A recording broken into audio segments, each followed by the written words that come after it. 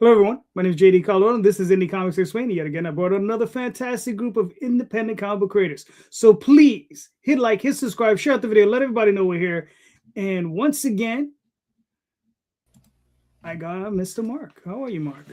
I'm doing well. This is Mark Torres from Came From the Radio, the official show of the Big Apple Con. I am pleased to be here on, I believe this is my third consecutive Super Bowl Sunday year show. We're alternative programming. This is great. I also have a book designated about two warring alien races fighting over a newly discovered power source that finds its way to planet Earth, and as a result, some human scan abilities. So, who did you wrangle, Mr. Calderon, on Super Bowl Sunday to be on our special show? Well, what's the funny thing is you're the co-host.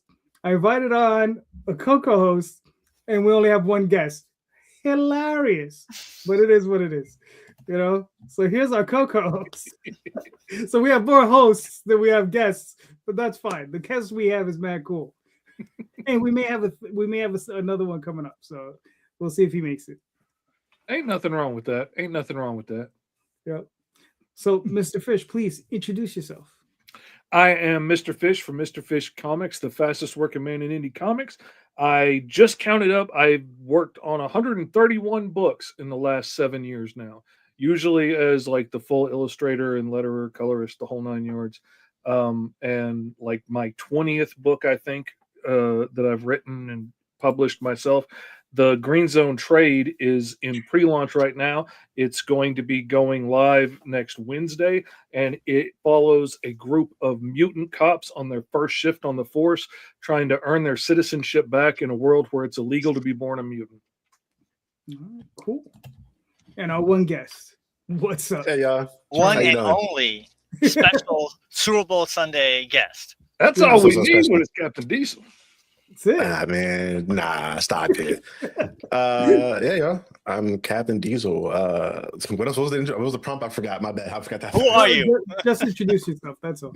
Who are you? Captain Diesel, content creator and now comic book writer and creator. My debut series Reaper is issue 1 is currently out, and then issue 2 is in production as we currently speak. All right, cool. And look at this joker. Why aren't you guys watching the Super Bowl? Well, I can actually answer that question because the Seahawks beat the 49ers, so I don't want to see them win, and everybody hates the Patriots, so I don't want to see them win either. So I have no pick in this fight.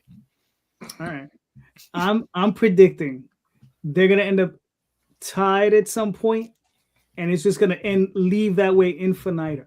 It's just gonna stay that way. They're gonna play for 92 hours. It's gonna be tied. So that's my prediction. Yeah, I don't know I'm a basketball fan.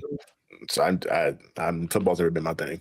My little brother plays football. I watch his games, but besides that, I got it. Listen, I watched for like 2 years when my kid played because he's my size, so he was a giant too. So they recruited him onto the high school team, and he played for a little while until he realized that was just too much work and he wanted to go back to drawing. And I do know they wear pads in football, and it's the one with the pointy ball. Other than that, I have no idea. See, listen, you guys aren't missing anything. Anyway, it's a boring game. So it is what it is. Anyway, gentlemen, so I got the show question. This is a real, I guess it could be a complicated question because I was going through this recently. We all have books. We all have titles that we have to pick out. How do you guys go about sussing that out? Because that's the hard thing. You have to pick the title, the name of your company, right? Then you have to pick the title and name of your books, right? How do you guys go about that process? What is that process for you guys? So we'll start with Captain. So company-wise, I didn't know the name. I published my book underneath Echelon Graphic Novels. My good friend Ethan Murphy, he had already created the company like dinner a decade. I think he started in 2013. So it's been around for a bit. So I just published underneath, so I didn't have to worry about that. As far as my book, I was aiming for the one name or thing, if that makes any sense. When you're looking at, like, again, I'm a big basketball fan, so I looked at stuff like sport, like a lot of players that were infamous. So MJ, Kobe, LeBron, these one name infamous titles that's really memorable. It's easy for people to remember. And also I was thinking about searchability. So if I just have one word, you type it in there, it's just easy to find. So Reaper just felt like a really cool and cold title for something, especially with the kind of tone that I have for the book in regards to a lot of the horror aesthetics for it. So it felt right, man. It felt right. All right, Cool. Mr. Lee.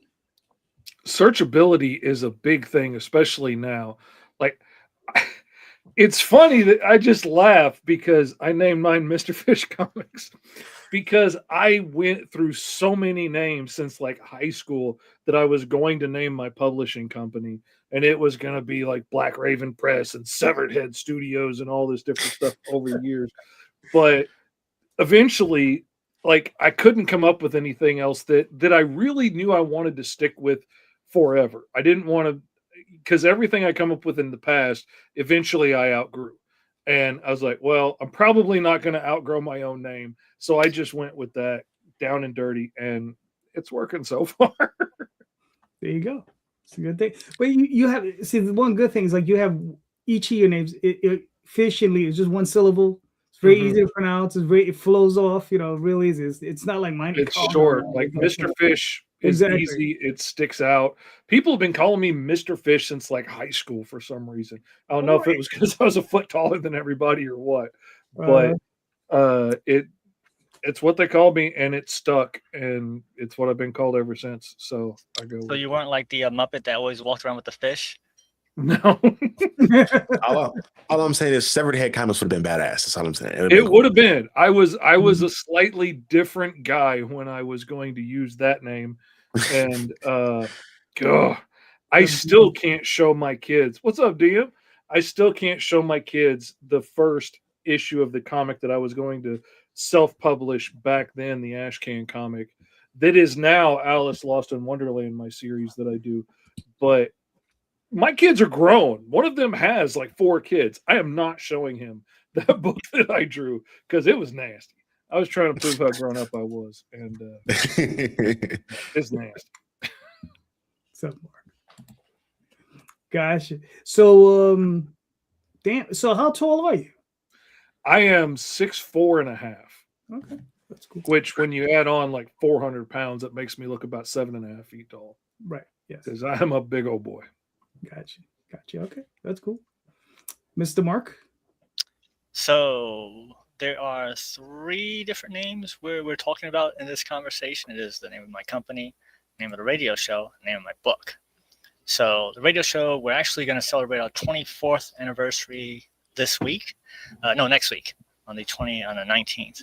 So the original name for the radio show was called The Comic Book Novice, because the idea was that we wanted to appeal to the masses, which was the novice. So the listener was the comic book novice, and that way we talk to them as if they don't know what's going on, so they can understand the whole world of pop culture and whatnot. And then we expanded the show, rebranded it to It Came From the Radio.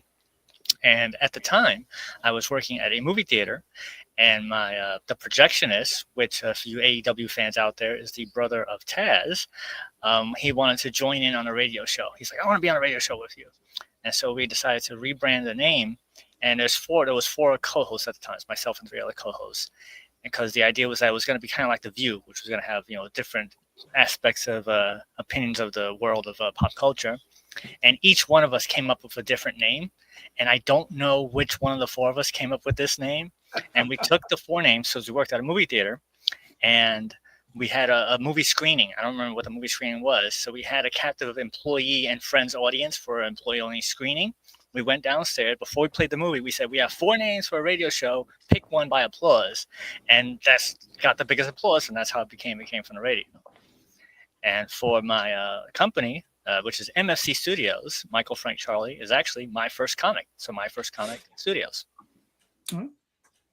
Cool.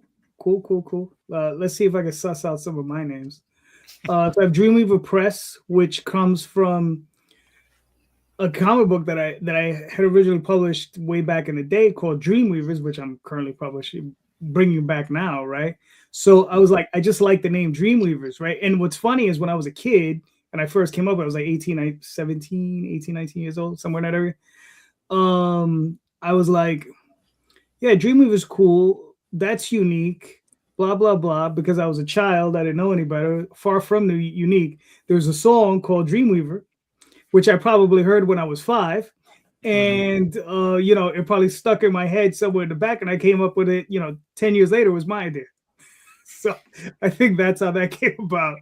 So it's just like, and And that's usually how these things happen. It's just grist in the middle. You're just like foaming it around in there. You're like, all right, whatever. And then Tall Tales,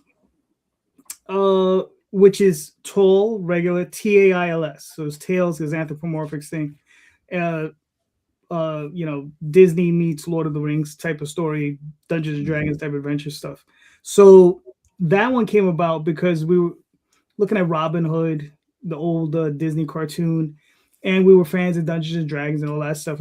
We figured, Tall Tales, we thought that was, a good title for that. And then what's funny is this works exactly opposite of Captain's. So the Oswald Chronicles, which is one of the main titles that I work on now, right? Which is very long, doesn't exactly flow off the tongue, but I just I would hear other things like something the Chronicle of, or the Chronicles of Narnia, I guess, and that sort of thing, and I just enjoyed that. So I was just like, okay, and then I was like, well, he's a mouse, I'm gonna give him a bow tie, blah blah blah. Name him Oswald, and I'm like, what do I name it? Right. And I was like, the Oswald Chronicles. And that's just where that name came up. So yeah, I think that's pretty much it. And like, I have another book, which is a recent book called Magi's Grace.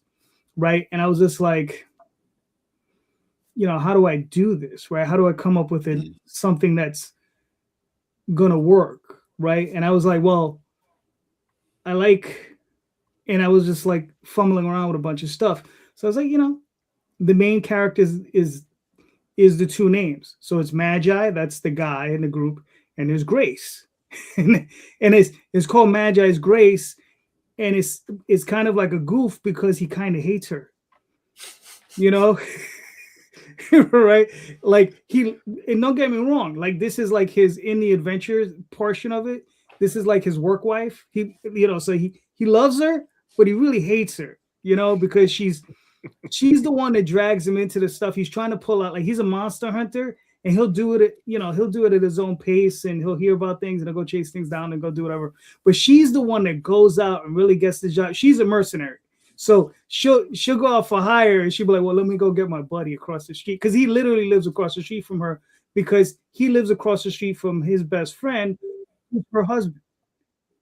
Right. And so he thinks that she married his best friend just to torture him, so that's just part of the story. So I just came up with Magi's Grace. So I was just like, all right, we'll work with that. I had to come up with something for Green Zone because the name I had wanted to use when I started looking up trademarks and stuff was already taken for books. And so suddenly I had to scramble and think of something else. And I had logos and stuff made, and the first script all have the old name on it. And then suddenly I had to come up with something else. And so we ended up at Green Zone because all the mutants in my book, like if you're working for the city trying to earn your citizenship, you have to wear a green stripe on your uniform so they know you're a mutant, because not everybody looks like it outwardly. And they get locked away in this part of the city, which is basically like a concentration camp ghetto. And those are the green zones where everybody with the green stripes go, and we put them out there and forget about them. And so I ended up going with Green Zone. And I didn't think about it when I did it, but I was like, in my head, it's a different thing than like, say, a military green zone. So I made it one word. Making it one word has made it more difficult for it to be able to be found, because people want to do green zone instead of green zone. And I made it harder on myself. Putting a colon in the middle of it made it harder on myself to be able to find it. Then that's something that I didn't think of. So tips to anybody out there who's wanting to title a new book: make it really easy to search and to find. Like when I spelled the Mighty Caw, Kaaw, that made it that much harder to find. I wanted it to be like, a name that sounded like a crow caw, but not actually just be CAW.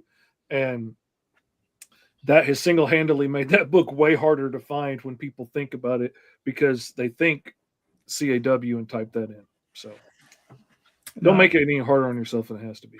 Yeah, but we always do. I'm sorry, Charlie, go ahead.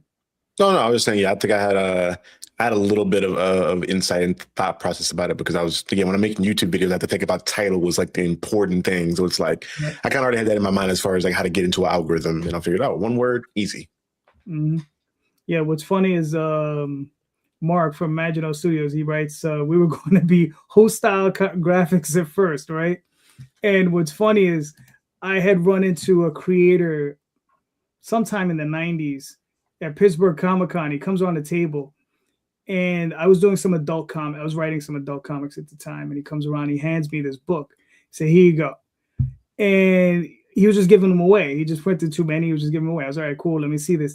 And the name of his company was called Bust a Nut Comics. And it was a squirrel holding a like a thief mask, and he was holding a nut. Like literally, he was holding a walnut.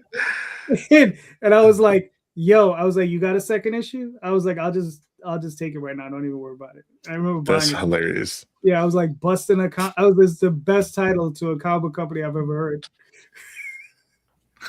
So, yeah. I'm those, weak. For those of us who are children at heart, Yeah. But yeah. All right, cool. Mark, you're up. So on the same lines of we were just discussing, the reasoning for the searchability now is because of technology. I mean, back then you didn't have to worry about that. So do you think that technology has been more helpful, or actually we'll say this, what do you think is the best thing about technology when it comes to making comics and the worst thing about technology when it comes to making comics? I think for me, the best thing is there's two things, at least for me in my situation. One was the ability to even find and put together a team because me being where I am now, if I didn't have the internet to help me, I wouldn't know where to even go to start to find an artist or a colorist or a letterer, let alone the amazing talented ones that I did for this book in particular, who had already worked on some previous professional stuff. So that also kind of helped me, like, as far as sell the book and be like, oh, they worked on Dark Horse, Marvel, whatever. I can attach that to it.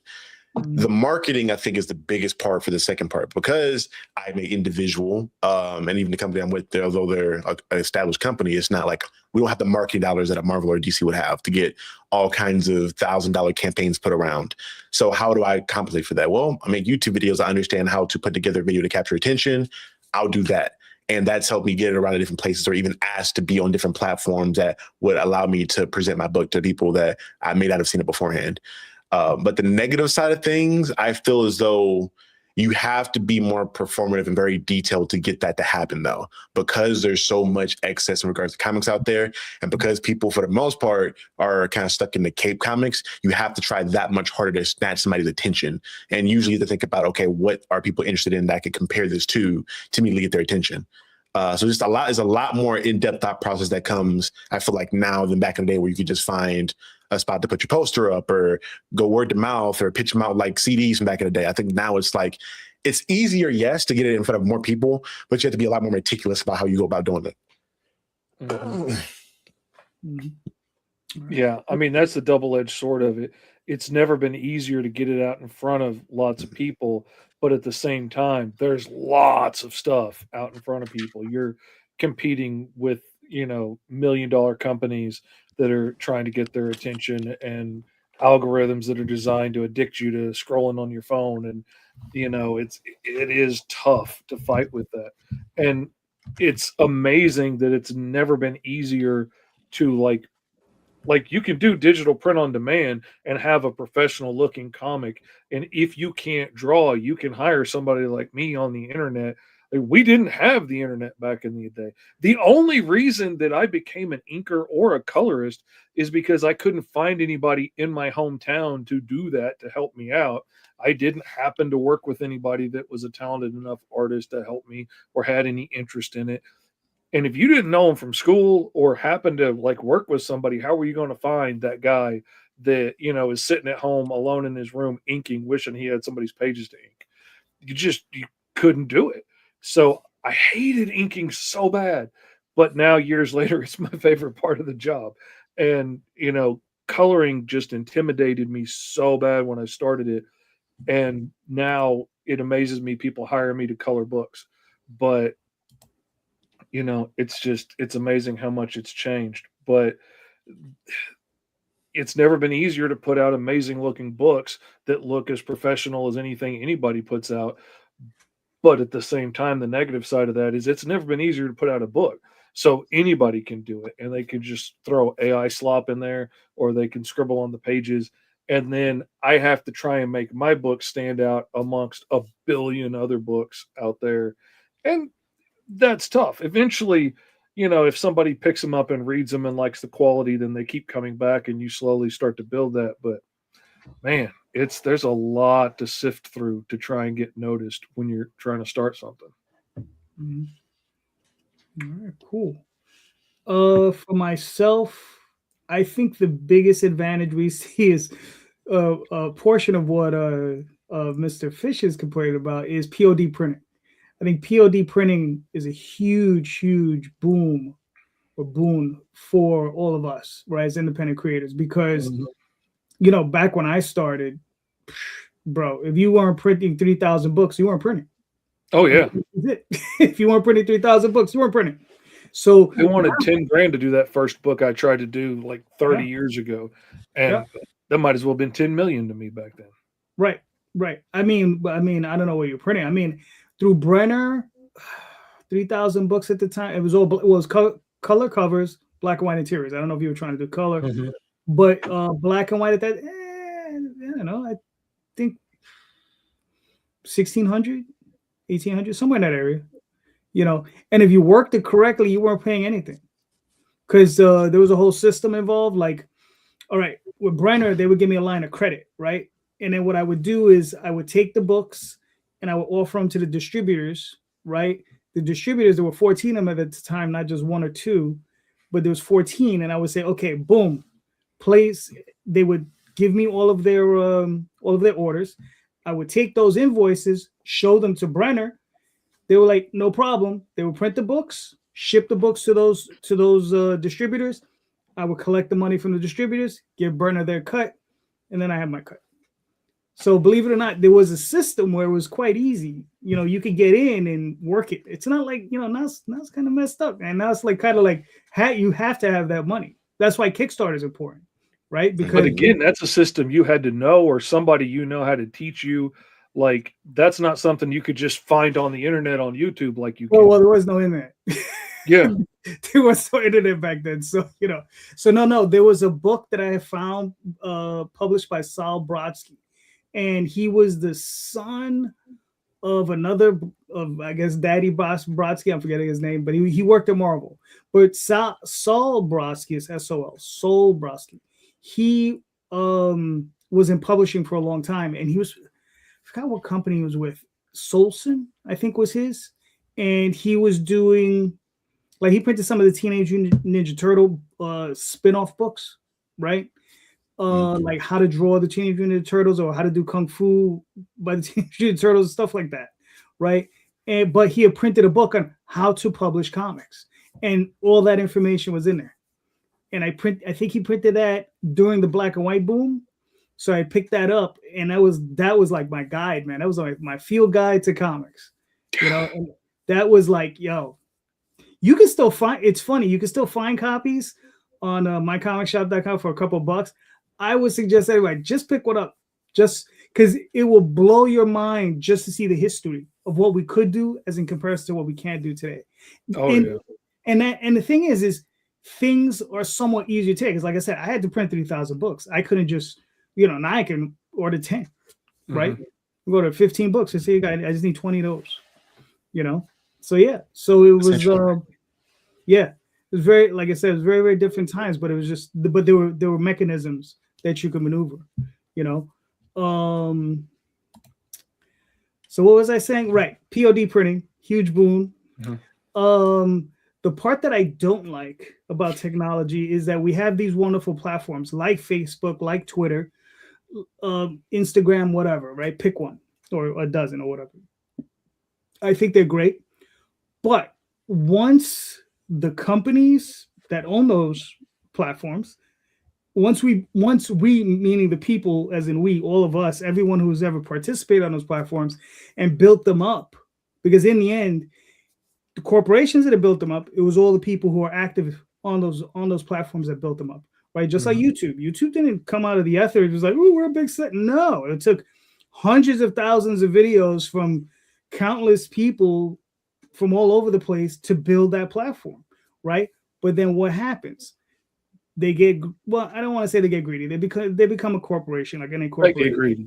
Right. Yeah, they get greedy. So what happens is now they say, oh, well, here's an algorithm for you, right? And it's going to sort things out so that, people will see your things in certain orders as to what they like. Instead of it just being there, right? And you would get 300 people seeing your posts. Now you're lucky seeing the stuff that you followed and you click that you like and you want to see. No, we're going to make you pay for that. You pay for fans to see. Because they want you to buy ads, right? So they're like, well, if you want that free kind of flow thingy, give me $500 and maybe we can get that going for you for 30 days, to a couple of thousand people, not the whole thing, right? So, I mean, I think that's a big difference. So I think that's the portion of it that I don't like as far as technology goes, is that they kind of have us by the short hairs. They build these wonderful platforms where you can reach a lot of people, but then they limit you as to how many people, like you say, oh, I'm friends with 5,000 people, right? I'm going to post this if 5,000 people that potentially can see it, right? No, you're lucky if 50 people see it, right? And that's after you begging 5 of your friends to like share it. So it's that's the part I don't like. So yeah. Mark, what do you think? So I think that in the old days it was more difficult in the back end to make a book.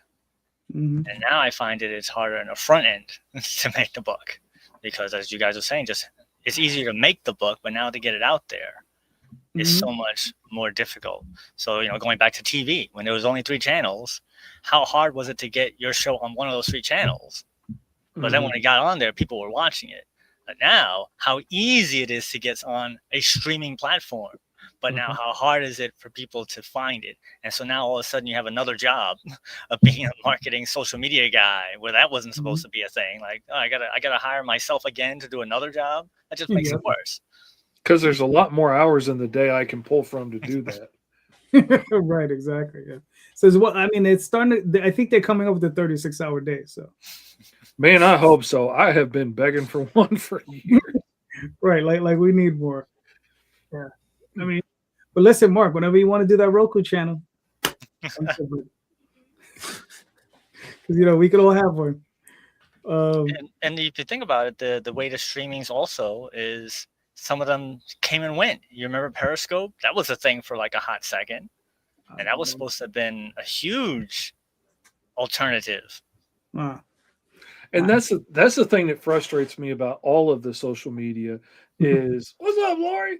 Is like, if you can get in early and, like, if you're the first guy that joins TikTok, let's say, and starts talking about comics, then you become the comic guy on TikTok or YouTube or Facebook or whatever, and you can blow up really quickly if you're on there. But the problem is they start so many little things and you don't know which ones are going to take off.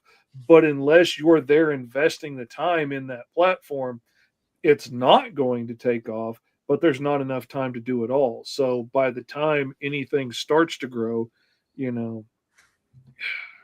pretty much too late to the party by the time it's popular. Yeah. To that point, I feel like a lot of things that I benefited from was, one, being as much of a student as much of a creator. That makes any sense. Before I even started writing comics, before I even started doing content on YouTube, I consumed a shit ton. Oh, can we cuss on here? My bad. I didn't mean to.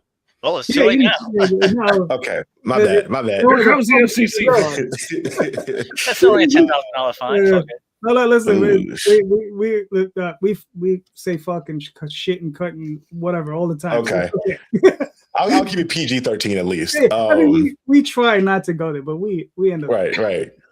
I watched a lot. So I watched guys like The Blood Without Fear, for instance, right, for YouTube. Like I saw the way he covered books, and I learned that it's not enough for you to have a good product. You need to be able to present your product from a perspective that is as unique as possible to you and your lived experience. So I need to be able to present my book based off of one, connecting it to other things out there. Like I know, like I'm a big fan of mythology, I'm a big fan of horror. Okay, I'll tie all that in, but also put my spin on like how I perceive the same content, so that it feels like people are getting in on this exclusive thing, or there's something that's never been seen before. Which, in reality, there's nothing new under the sun as far as storytelling goes. It's kind of like different forms and shapes of stuff that's been done before, even if you didn't know about it. But if you present it in your own perspective, people think it's brand new, it's fresh. Like, how many anime have we seen that are shonen or isekai that are popular, but, same thing, different packaging. Yeah. Very, very true. All right, cool. Mr. Lee, you got a question? Oh, I've got several. But since we're talking heavy stuff, I'm curious. Mhm. I've had several people in my orbit saying recently, with fairly good arguments, that it's not. So I'm asking y'all, do you think it is possible to make a profitable business just doing comics? Or do we have to have something else to offer that brings in a better profit margin to make it profitable? To do it full time, I'd say just selling books as of now, no. More so due to the factor that you need a solid start, a foundation. And if you're starting out as a unknown publisher with unknown IP, the biggest uphill battle you're going to have is getting people to read your IP. And that's going to take a long time, which isn't really provide you with the ability to put a roof over your head or buy food, whatever it may be. So you're not going to have that overhead, which is why I think with Echelon, they not only publish books, but they also help you create your own books by connecting you with different artists, helping you write your stuff, whatever it may be. So it's like another additional service that allows us to pay for the books that we put out, as well as the other things that we do as far as the company goes. And even beyond that, you're starting to see a lot of publishers be smart as far as like offering advertisements in their book. They'll be like, all right, cool, here's my book. If you want to promote your book or promote your product, give me a certain amount of money and I'll put a page where people can see your ad in the book. So just little stuff like that I think you can add to your company to kind of give you at least a little bit of leeway in regards to getting to the point to where you can publish books full-time and that be your full-time thing. All right, cool. Mark, what are your thoughts? I think that it is possible because anything is possible, but not everything is probable. It's one of those things where if you look at any company, it's very rare that the company stays doing whatever it was doing. They make one thing and they're like, oh, well, what about this? Well, what about that? Because they want more money. And the way the corporations work nowadays is that you have to make more money this year than you made last year, or else you're not a successful company. But it is possible to just make one thing really good and just keep it going for as long as possible. It is possible. Mm-hmm. All right, cool. Damn, man. I mean, the answer is, kind of like Mark said, it's yes and no, right? It's possible. But I think what's funny though is I think we're at a point where it's more possible than it was, let's say 15, 20 years ago, right? Because you got Kickstarter, right? You have these other platforms, Fund My Comic, IGG, whatever. You understand? So where you can run. Got a shout out Crowdfunder. Crowdfunder, yep. There's another one where you could possibly run secondary campaigns on them if you want, or you could be like me, just run a secondary campaign on Kickstarter. Just hope they don't notice. The other thing is the direct market isn't entirely sealed off from us, right? Like, it's funny, when Diamond was the only gate to get through, it was tough to get through, but you could get through it. Now Lunar, who is essentially like their inheritor, that gate is going to be tough. I mean, that gate is going to be way tougher than getting through Diamond's gate, right? But there's Filbo, distribution, right? So he's out there doing his thing, right?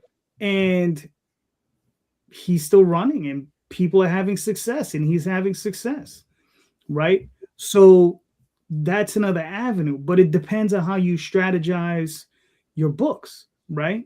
If you're going, if you're going to go through Filbo, I spoke to one creator. He says he's selling about 300 books through Filbo. It's not a big number, right? But it's something you could build on. So if you're running a campaign and you can strategize it so you get it correctly, because it's a bit of a pain in the ass to do, so that you run your campaign, you offer it through Filbo, you get your books printed offset, right, instead of POD, so that you'll have the cost effectiveness of offset, right? Because you can get an offset book printed in China for probably about 60 cents. You can get 500 books printed for about 600 bucks. It was a standard 32-page comic, right? Nothing special, just real basic bare bones stuff. Shipping is $300 to $400. It's going to be expensive to ship it here. That's just life, but it's still cheaper to print it there than it is here. And if you need to upgrade that to 1,000 books, the cost is like an extra $120. Huh? Yeah, it's like $150 extra. It's not that much more, right? Yeah, like my first issue of Alice, I printed in China, and it was like $1 a piece for 500 copies. Right. And and I've sold a lot of those, a lot more of them than I thought I would have sold by now, not having any cons last year except for 2. Right. The last 2 I had printed here in Arkansas, and this place did a great job, and they're twice as much as China. I kind of missed that price, but it's still better than print on demand is. So, it's been working so far. Right. But at the same time, I'm buying 500 books, which not everybody's ready to do or going to sell that many, or, right. That's not something I recommend for somebody starting out on their first Kickstarter. You do not want your wife fussing at you about having boxes all over the living room or something. Right. But, I know I usually tend to hit a lot of cons and make a lot of sales, so I'm not worried about it. Yeah, I mean, that's where the possibility comes into play. If you find, I've covered a lot of conventions, and you see people that's all they do is go to conventions every single week. Oh, yeah. They can make a living. It is possible just to go to conventions, sell the book each and every single place. So it can be done. If you can do that, like, that's a whole other thing, because like physically my body cannot take going to a con every week. I don't know how some of these dudes do that, man. That's brutal. Yeah, it is Especially brutal. with travel. Yeah. But like I was saying though, imagine, Fish, if you had printed 1,000 copies of that book, right? You got your little barcode on there, talk to Filbo, say, listen, we're going to print this, bi-monthly, quarterly, whatever. Sold another 300 copies, 400 copies, right? You're not gonna make a lot of money. You're probably gonna make $2 a book, right? Or $1.90, something along those lines. But that's another, $600 in your pocket, $700 in your pocket, depending on how many titles, how many books you sell, right? And it also hinges on how far you're willing to carry it, because if you'll get the sales through him. There's some retailers who won't buy from him for whatever reasons. They have their own reasons. But you can reach out to retailers. There are a lot of retailers that'll buy directly from indie guys.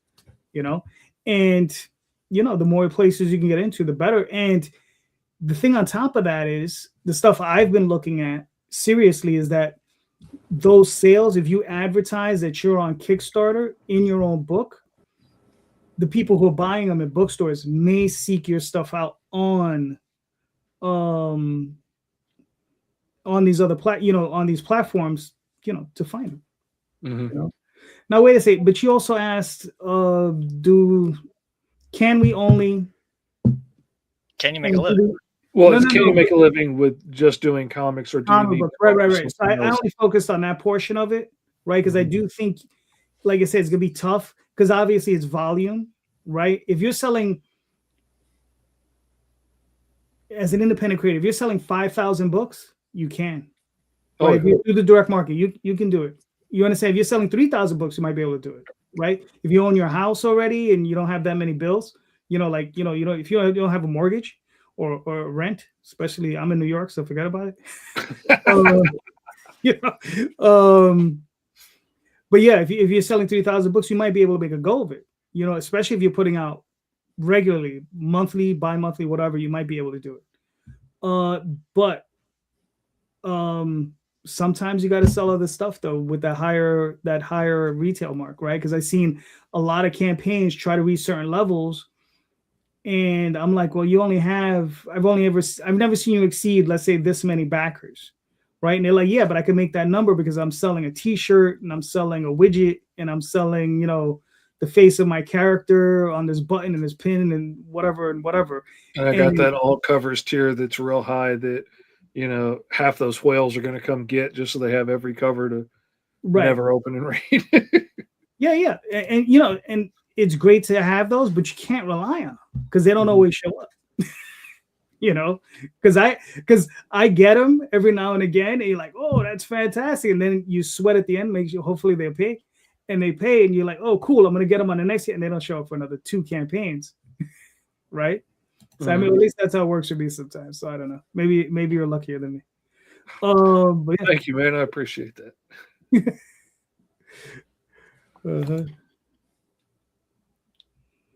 There you go. All right, cool. Actually, you know what? Let me pull up some. I have another question for the panel if we have time. Go ahead. Go for it.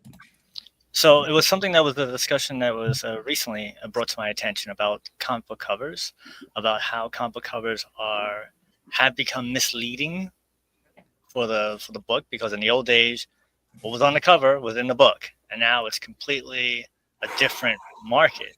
So what are your guys' thoughts on having a cover that is different, or for different artists, or just not of anything that's in the book, as opposed to putting something that, hey, this is what the advertising of the book is, this is what you're getting? That's a source. I will say that, at least for me, it's very important at all times for every issue of a book to have some kind of connection into what's going on inside of the book. So if I have a character fighting a certain villain or going through a certain thing, I want that cover to kind of reflect that in some extent, to where you're previewing it without giving away directly what it is. I will say I do find value into different art style variant covers. At least for me, because I looked at it as me as a collector first and foremost. 9 times out of 10, if it's a book that's indie that I've never seen before, never heard of, if it's a cool cover and an art style that I like, I'm going to buy it. Because you don't really have that ability to kind of lean on the morals of nostalgia baiting. If it's Spider-Man, I can do whatever I want on a cover. People are going to buy a Spider-Man book. It is what it is. Mm-hmm. But for an indie, like if I looked at like a cover of like Roots of Madness, right, recently that Stephanie Williams been working on with Nixon Press, the covers for me are beautiful. I enjoy them. And I was like, outside of Stephanie Williams working on a book, I want to pick up the covers because that particular art style that's going on there, I find very pleasing to my eyes. So I'm like, all right, let me see what this book is about to see if it matches that. If you go 100% into the false advertising kind of realm of where you have things going on that don't happen within the book, then you kind of reach the whole territory of like clickbaiting. I guess you have a similar thing like YouTube with thumbnails and whatnot, but it's a very slippery slope. I personally enjoy the variant covers of differing styles, just so people have something, and it's almost in the same way of like you putting something out of social media, right? You're giving more chances for people to see something that gravitates that they enjoy, that they can then hop on. Because if I have 4 different covers, 4 different varying styles, 4 different types of people are going to see that may give it a chance. So they see the interior, if the interior is something they enjoy, like roughly, they'll give it a chance going forward. But if not, now you lost somebody. Personally, I feel like it's worth it just in the matter of getting your book in front of as many eyes as possible, and for give it the chance they may enjoy it, versus you just don't get that sell at all because you have one set style for a cover. At least in my mind, that's how I've thought about it. Mm-hmm. All right. Oh, see, and that's the thing. I'm an old guy, and this became a really sore spot for me before most indie comic creators were born. So I get it that it doesn't bother them as much as it bothers me, but I freaking hate variant covers. As somebody who's had a lot of variant covers on his books, I freaking hate them because exactly like you were saying, to me, it's false advertising. Because when I would go to the store and I would, pick up a comic and it's got a Jim Lee cover on it. I'm thinking I'm getting Jim Lee book. And the thing that Marvel really pissed me off with was they would get a Jim Lee cover, you would get a Jim Lee first page, you would get a Jim Lee penciled second page, and then the rest of it was by Joe Schmo, who's getting his first gig at Marvel, and it's absolute garbage. And so I didn't flip any deeper than that. And, I was like, okay, Jim's a little off his game on the second page, but it's all right. And we'll go with it. And it was just absolute trash. And they did that more than once. And that really infuriated me. Made me swear I would never do that on my book. And then the whole freaking world changed, and you got to do variant covers to make good money on Kickstarter. I mean, some of these Kickstarters make obscene amounts of money with just so many variations of nudie covers. Like, I counted on one of these campaigns had like 85 different covers, and the vast majority of them were absolute garbage. Like, I mean, they looked like they were drawn by junior high kids, or they were like 3D models that they blew up the boobs on or something. And then you got the version with the bikini on, then you got the version with the bikini off, and then you got the version with whipped cream on there, and then you got the version, it's the metal version, and it's the same crappy drawing over and over, and then you do that over and over and over. But there's so many people buying that like $3,000 all cover tier, and I'm like, I can't argue with the numbers. I mean, that works. By the time they get all of those separate issues printed, I doubt they made a whole lot of profit on that, but they made really big numbers on the Kickstarter. So, more power to you. I have taken it as I pretty much have to do some variant covers, because there are those guys that are going to want to come through and get all the variant covers. There's not a ton of them, but there are those guys that like to do that. And I don't want to miss an opportunity by not having something for the guy that wants to come in and spend that money. So I offer it. I've gotten to the point now, especially on my own Kickstarters, where I usually do most of the variants myself. Like, I hired Seth DeMoose to do some variant covers for the Mighty Caw. And honestly, he pissed me off because they're way better than my covers, and they're freaking beautiful. And I so bad wanted to make those the main covers, because his artwork and my colors, he just popped, and it was amazing. It was beautiful, and it made mine look like trash. But I can't in good conscience make that the main cover and show that to people on my con table, for the next 2 years, knowing that the outside looks different than the inside. I can't do it. So, like, as a variant cover, I'm happy to do it, because we all know what to expect. When I go into a comic book shop now and look at a book, I know 9 times out of 10 what I see on the cover is not what's in the book. So I know to pick it up and look through it and see if it's something I want. But, the whole world's changed since it became an issue, but there's still a scab there. For myself, like, all right, so the way I work is the interior artist always gets the A cover. Okay, so I do Oswald, and like, this is my main artist, Jay Gonzalez. That's her cover, right? I work with another gentleman. Sometimes his name's Aurelio Tillis. He gets the A cover, right? Then I'll do one other cover, and that's a B cover. And I have a bunch of different artists that I float around with. I'll use, but that's the alternative cover, and that's what that is. As far as them going with something like with the Oswald Chronicles, I tend to send those artists the interiors of the book so they can look through the book, so they can pick a scene from the book to illustrate for the cover. All right. Once in a blue moon, I'll just have a pose thing.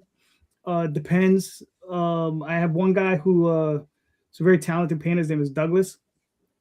He just painted a really cool image of Oswald for me, and I was just like, I'll put that as an alternative cover. Right. And it was, and it was it's a popular cover. Everybody likes it. It just looks nice. Right. Doesn't really have, it's just him standing in space, casting a spell. It's like, okay, just a simple cover. Whereas Jade's cover has something to do with the story. Most of the other guys that I have do these covers, or gals, it's something to do with the interior of the book when it comes on the Oswald Chronicles. Then I do Dreamweavers, Magi's Grace, same thing. The main artist gets the cover A. And then everybody else, I'll bring everybody else on. Then I have a bunch of other artists that I bring in. But like Mr. Fish said, those tend to be good girl art, bad girl art, nudes, that sort of thing. And that's literally there because I'm trying to like feed the beast, you know, because the books are expensive to produce. You know, Mr. Fish is drawing his. If I drew my books, nobody'd ever buy them. They would just be like, just go back to doing prose, you know. After this many books, you would have to be getting pretty decent. Like you put out a lot of books. I put out a lot of books, yeah, but you know, I like writing them. I mean, I don't know if I told you this story. When I was a kid, I was an artist, right? I started off like drawing and writing, and then around junior high school, I met this guy named Marcos. Eventually became my best friend, and he was an artist. And I saw his artwork, and I gave up. He was that good. I just gave up. I've had people do that with me before, and I absolutely hate it. Yeah, like, and that I was is never what I got into this for. Because I was like, I could just write. And that's what I did. I just continued to write because that was the portion of it that I enjoyed the most. So I just continued to write. And I was like, all right, Marcos can draw. You know, so that's how that got burnt out of my system. And very young. I was like 12 when it happened, maybe 11. So God, you had so much room to go, dude. You could have gotten good. That makes me mad. I'm glad you stuck to the whole field, but I've had people do that with me before. Well, now you can do a JD Calderon exclusive variant, like a stick figure. There you go. Let me ask a question, if you guys don't mind. This is an experience I had when I was looking for. I spent 16 hours. I counted 16 hours in total scourging the internet to try to find my artist for my book that I wanted that fit what I was looking for. And I would run into this thing every time for a while where I would find this amazing cover that this artist would have done, whether they be independent or they had been somebody that worked on, you know, the big two publishers or other publishers beforehand. And they would always say, yeah, I could do the cover, but I don't do interiors. And I ran into that issue over and over and over again. It took me forever until I finally found an interior artist that fit what I was looking for and was also, you know, within my price range. Because some people still charge you big two Marvel and DC prices that they use, and other people, they understand like, hey, it's his first book. I won't charge him that much. I mean, it may take me a little bit longer because I have other things to work on, but I won't charge him that much. But that was something that I just kept running into. We're being this amazing, beautiful cover, but they don't do interiors. Right. Is that something you guys encountered? Is that like a new thing, or is that something that you guys remember being a thing from back in your time when you were first getting started? I remember back in the old days, you know, you used to have the portfolio reviews, and I used to watch the big time artists talk to the up and coming artists, and they bring their portfolios, and they always just say, where's your sequentials? Draw sequentials. Nobody's just going to want a cover art. Nobody's just going to want posters. They want sequentials.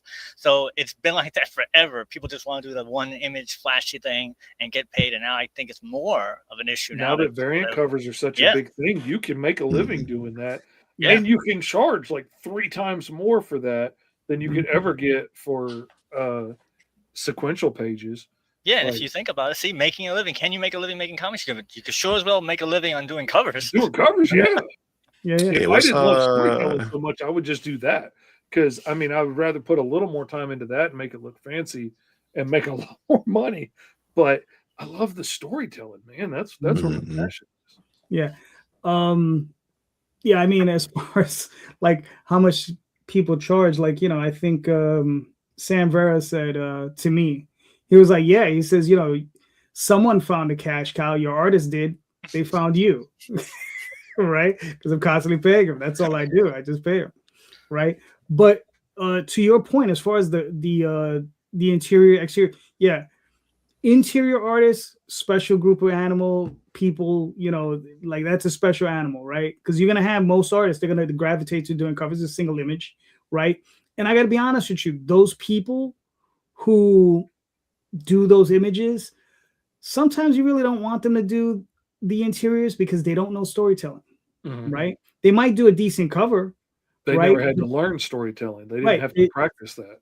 Exactly. And that is an art form all in and of itself, right? Because you have take someone like Toth, right? Very, very simple line work, masterfully done. But where he was really shines is his storytelling, right? You see that storytelling in there. You're like, oh wow. I'm just started reading Darwin Cook, right? I'm just starting getting familiar with his work, and his work is fairly simple, right? But his storytelling is very powerful, right? And that's where the big difference is. Whereas, like, this is not Alex Ross level illustration or Neil Adams level illustration, right? This is, I would imagine, what was it, Batman? What was the Batman cartoon? Animated series? Yeah, the animated series. That type of style, right? Very simple. But like I said, his storytelling is very powerful. You're like, oh wow, like just in that. So it just depends, man. You, like you said, you got to find the artist that fits within your price range and that can tell a story. And those are tough things. Those are very, very tough things, to find someone who can tell a story well. To jump onto JD's point, and I'm gonna bash somebody. I don't know him. I've never met him. Actually, I have met him, but I've never actually interacted with him. Greg Horn, great cover artist. Who is it? Greg Horn, great cover Greg artist. Horn, great. Oh, yeah. But if you've seen his interiors, you might not want to have him doing your interiors of your book. But he's a great cover artist. Yeah. His covers sell. Greg Horn. Yeah, well, he was the whenever Victoria's Secret catalog came out, he had a new issue. As an interior artist, I can definitely say you have to be like a special kind of broken to thrive in this job, because like it is mind numbing and it is a grind, and you have to be a self-starter. You have to be able to just get up in the morning, get your coffee, and sit down and start knocking out pages, and be okay doing that all day long, day after day after day after day. And, as soon as you get done with one book, you don't get to sit back and enjoy it, because there's another one that has to get done, and keep grinding that out. Whereas if I just did covers all the time, I could do a nice cover and then sit back and relax, take my wife out to dinner or something, and then, start another one tomorrow or the next day, whatever works. That would be nice. But I love the storytelling, and you either love it and you have to do it, or you just want to draw pretty pictures. And there's nothing wrong with just wanting to draw pretty pictures. People make good money on that. But, I love the storytelling aspect. And for the comment earlier about doing magazine size comics, they are cool and I love them. But the one thing to consider is they're not going to fit with most people's like other comic collection. I bought some and been so excited about it, and then lost them because I couldn't put them in my short box with everything else I got from that con, and I don't know where they went. And so something to keep in mind. So, Charlie, for another, just a little tidbit. So when you're looking at people's art online, look for sequentials instead of looking for a really cool one piece. And maybe say, hey, what are your sequentials before you even get into any type of negotiation for price? Do you have sequentials? That could be like the second question. I love your work. Do you have any sequentials? That way it makes the whole process easier. Yeah. But then it'd be, I don't have any sequentials. Okay, next person. That's the quickest way to get to the no. If it's going to be a no, is ask that question that gets you directly there. That's a good idea. The conversations would be quick. I would ask, do you do sequential art? They say, no, I only do cover. Cool. Yeah. I mean, to find my second artist, I think I worked with this guy for 3 years before I had him do of his first sequential page. Like, I had him do I wrote a prose story. I had him do some pinup work for that stuff. And then I did that with him for a couple years. And then I had him do a short story, like 4 pages. And then it wasn't until after that I was like, okay, we'll try it. and I broke down. I gave him like a 48-page story, and then he drew that out, and I was like, okay, cool. And now like he's in the middle. He's like up to page 150 on this story that we're working on. So I am so glad when I tried to find a colorist to try and speed up my process, because I'm not fast enough. I'm so glad I paid for sample pages, because I found people with really amazing portfolio pages that they were showing of their work with amazing colors. And I was like, okay, yes, this Godzilla story that you worked on in your portfolio, that's the color scheme. That's the way I want this colored, that kind of vibe. Here's a sample page. And I paid, paid a good price for them to do it. And then it comes back absolute garbage. And when I asked, like, I wanted it to look like this, like, what's the miscommunication here? Like, oh, sorry, I didn't color that page. I only did the lettering on that page. And I'm like, it's in your coloring portfolio. But I hit this so many times where people would have artwork in there they were portraying as theirs that they had nothing to do with. Sometimes the same artwork over and over again in people's portfolios. And I don't understand what the grift is here, because eventually, if you get a job, they're going to know you can't do it when you start turning in pages. But I'm glad I paid for it that far ahead. They didn't think that far ahead. It seemed like a good idea at the time. Yeah. I think I literally got the ridiculous amount of good luck when I was looking around and found who I found. Because my interior artist, Julie Galazzi, I had seen her work on it because she did like a previous Marvel book kind of showcasing some of the more underrepresented characters. I think it was like Photon or whatever it may be. And I was like, oh, that was cool. Her art's interesting. And what I didn't realize when I worked with her, how professional she was, because I think she's from Sicily. So she went to school like for art and for comic art specifically there. And she loves the medium. She's a student of it. So when we went into like paying for it, she sent me a contract. I was like, oh, contracts. I had only like just in like cash apps, whatever it may be, the artist or cover artist at that point, but she was like very professional and treated me like how she would treat Marvel, Dark Horse, whatever it may be. So I got to understand, okay, this is how things should go versus me just being very much so casual about the interactions. And she's on it. Like legit with this particular book, she will legit turn out a page like Monday through Friday, like every day, just about. She'll take her weekends off. Maybe she works them on the weekends, I don't know. But Monday through Friday, I'm getting a page every day and she's asked me to look at it. Or like she'll get the full storyboard. I'll give her a change on the storyboard and she'll get that changed immediately. She is a machine. So I'm like, now I'm spoiled. Now I'm like, damn, do I want to work with anybody else? Because I feel like I hit the jackpot with finding you first. Like you were my first artist I ever found. Yeah, I'm real spoiled with my flatter. I get so mad when I do a job now that either is such a quick turnaround that I don't have time to send it to her in the Philippines and wait to get it back, or it's just not paying enough, or I'm helping out a friend or something, so I have to do it myself. And I gripe the entire time. Who took this freaking job making me flat this by myself like a caveman? I hate it. I'm spoiled. She does such a great job and saves me so much time. Like I had planned a month and a half for this book I was working on, and I had to hire her in a pinch for like a 5-page short story. And I decided, okay, I'm going to have her help me on this book. I had a month and a half planned to finish this book. I got it done in 12 days. And I was like, oh crap. Yeah, I'm using her from now on. I mean, I make money paying her because I get stuff done so much faster. It's amazing. No, that's really cool. Yeah. I mean, listen, it is what it is. But listen, right now we're going to pull up Reaper. So, Charlie, do you want me to play this video?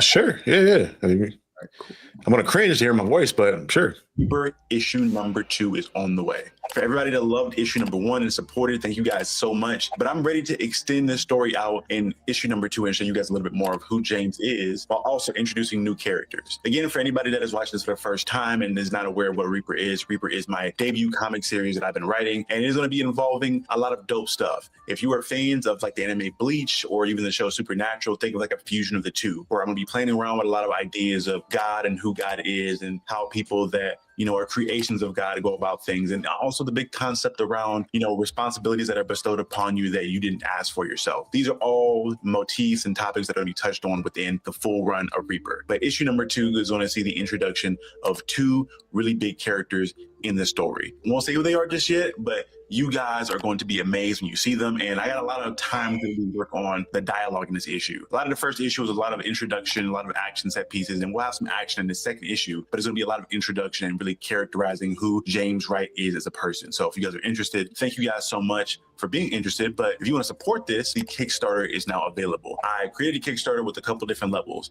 that offer things ranging from pinup art to exclusive variant covers to even just overall digital and physical copies of the book itself. So to whatever extent you guys want to support, I am thoroughly appreciative. But again, thank you guys so much for being involved in the production of this series, and thank you guys so much for supporting me through this endeavor. Again, me taking on the endeavor of trying to write and create a comic book and tell this story is one that I am blessed to really get the opportunity to do. And again, thank you guys so much for being a part of this journey. And I'm excited for you guys to see issue number 2 and what it has to offer, and even the amazing artists that are a part of making the cover art for this, as well as the usual dope team that I have around creating the interiors and all the other great stuff around it. So thank you guys so much. And please support and read Reaper issue number 2 if you can.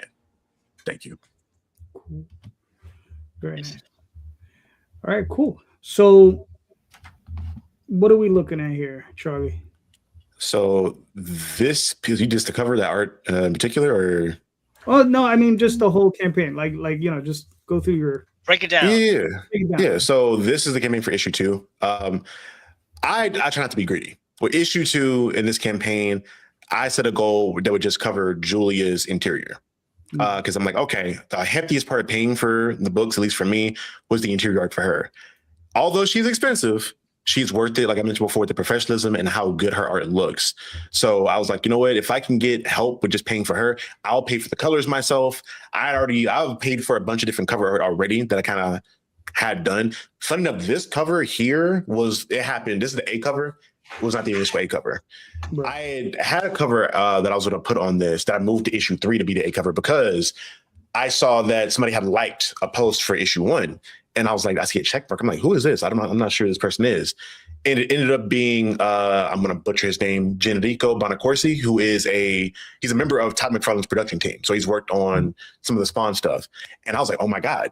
When I went into making this book initially, a big inspiration for me was a lot of the Todd McFarlane Spawn type of style, that gothic kind of sharp look.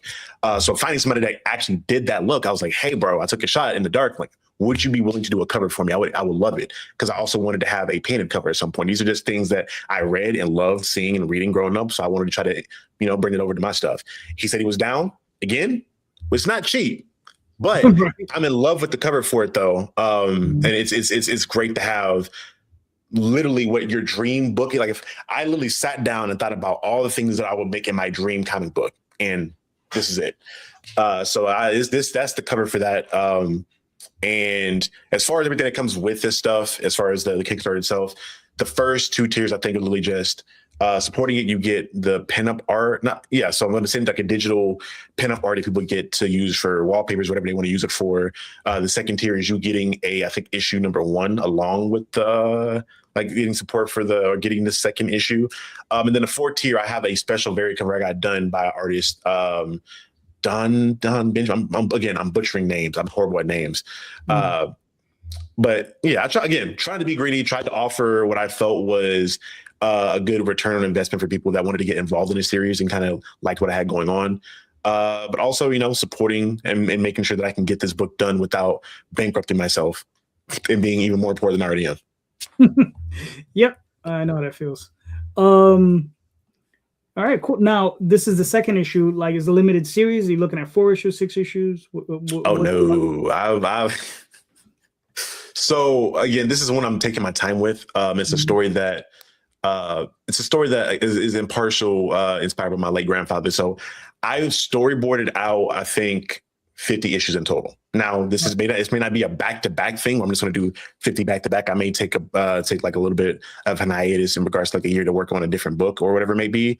Because I've already storyboarded out like another 5-issue horror series that I want to do at some point.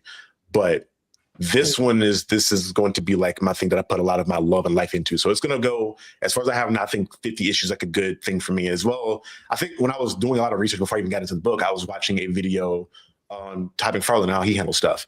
And he's talked about in this video in particular that if you want a comic in his mind to have staying power and be talked about for a long period of time, make it 50 issues.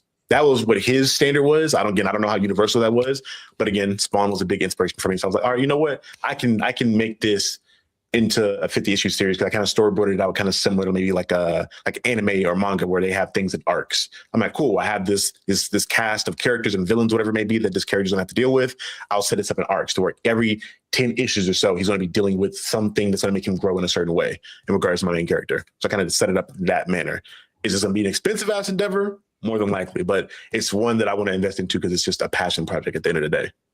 So since you have 50 issues storyboarded, how are you going to deal with, or are you going to deal with any type of feedback and to change the storyboard to just, this is how it is, I'm going to stick it, this is what's going to come out?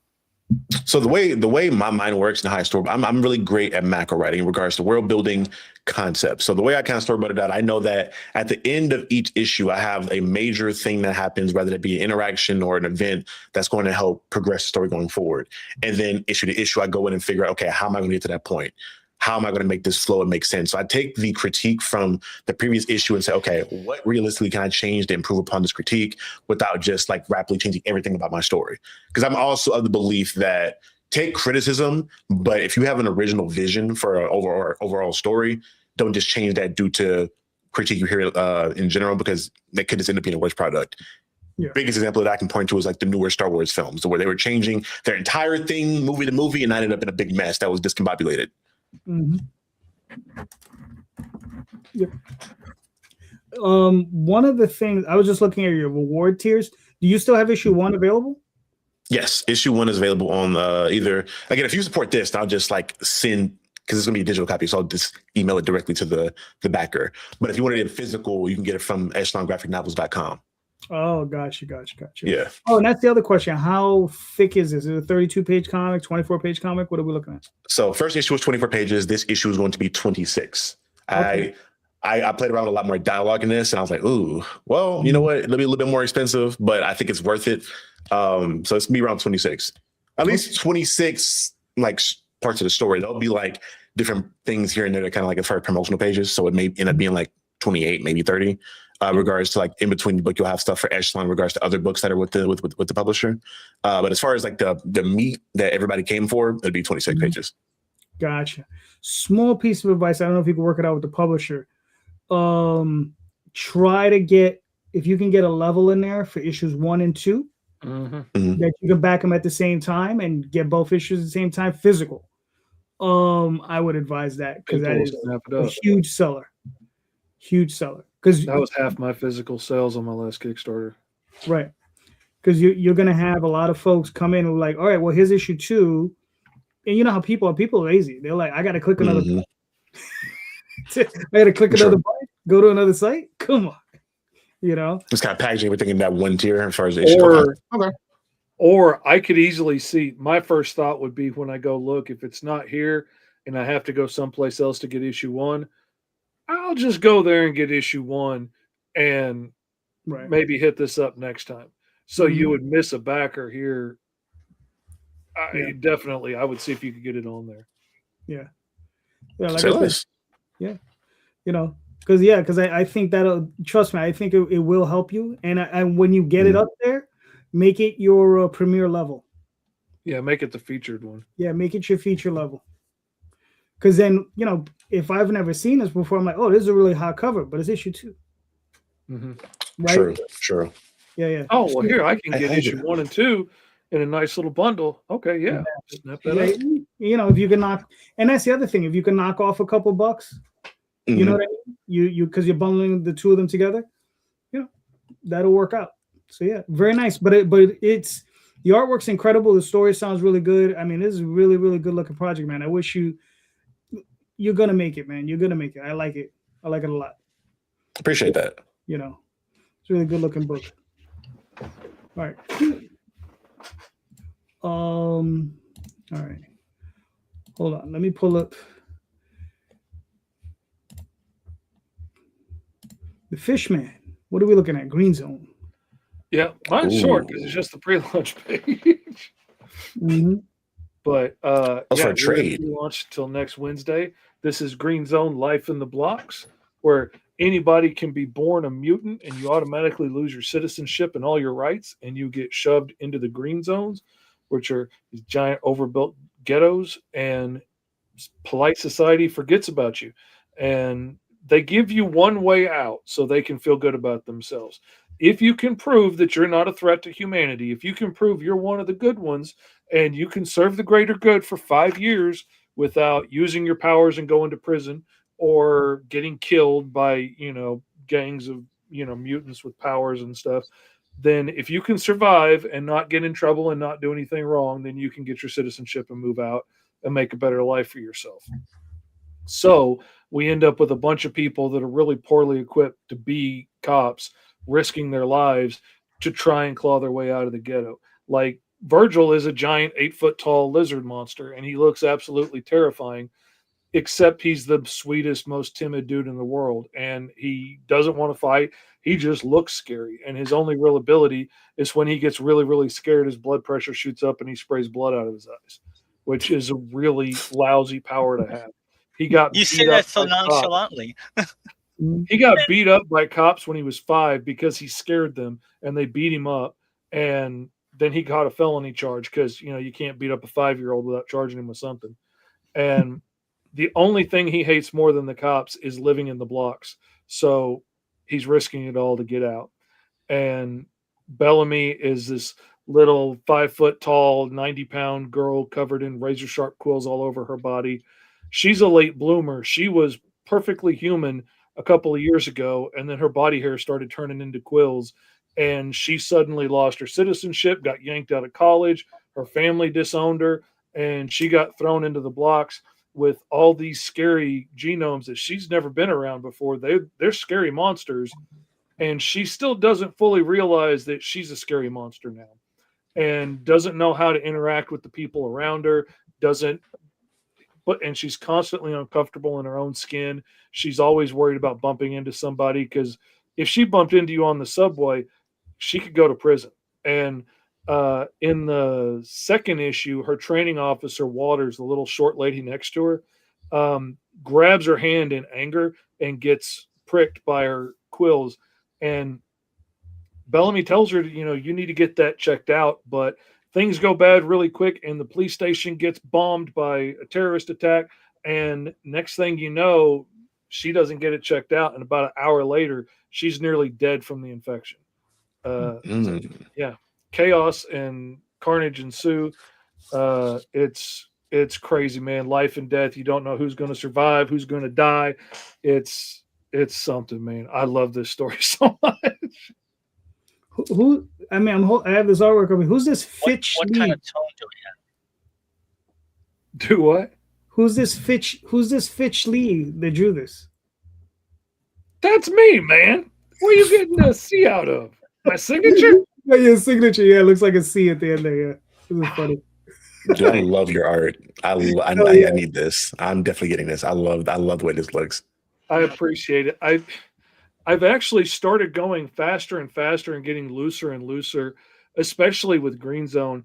And I love the sketchiness more as it goes, because it just catches the grittiness of the vibe of this place.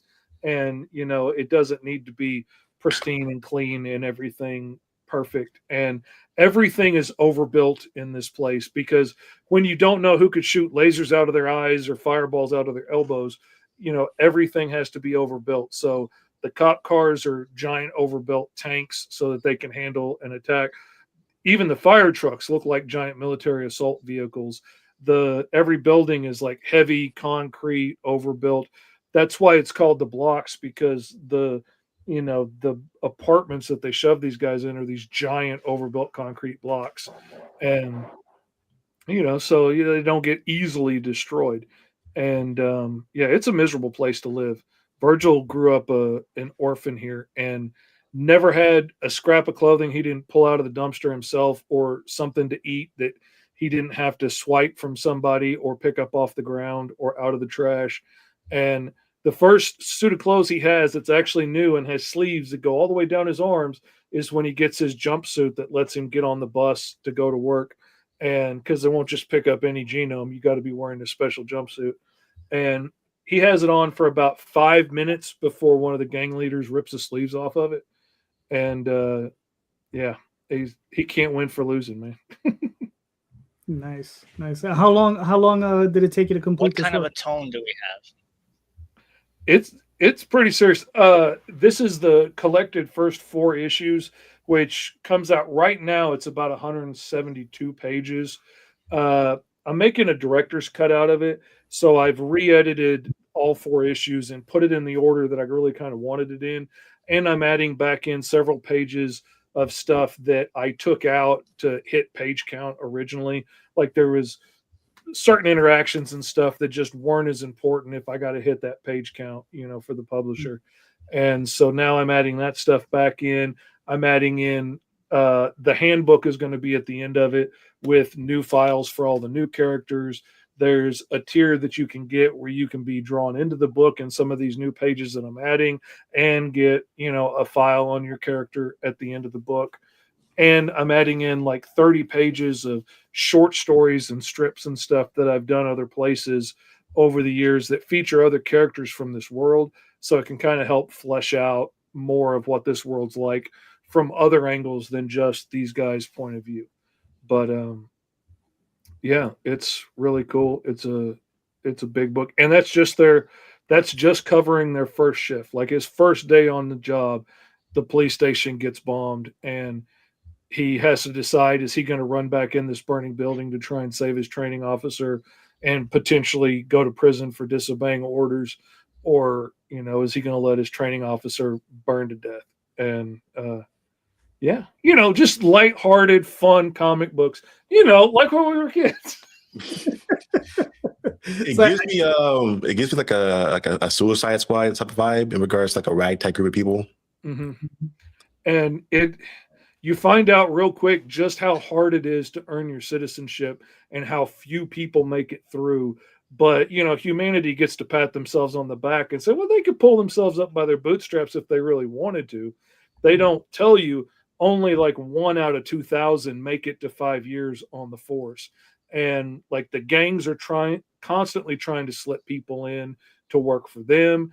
And it's a terrible job. And if you end up having to deal with humans, they treat you like a mall cop. If you have to deal with other genomes, they treat you like you're a race trader for, putting on a badge. And admittedly, a lot of the people, like the cops that beat Virgil up when he's 5, are other genomes that are just going into the blocks to flex their muscles and feel like big guys and push people around. And so, it's the problem I have had at cons is when I say it's about cops, people automatically, whatever their feelings are about cops, they automatically assume I'm on the other side for some reason. I don't know why. I don't know if it's because I'm old or what. And they get this attitude and they walk away.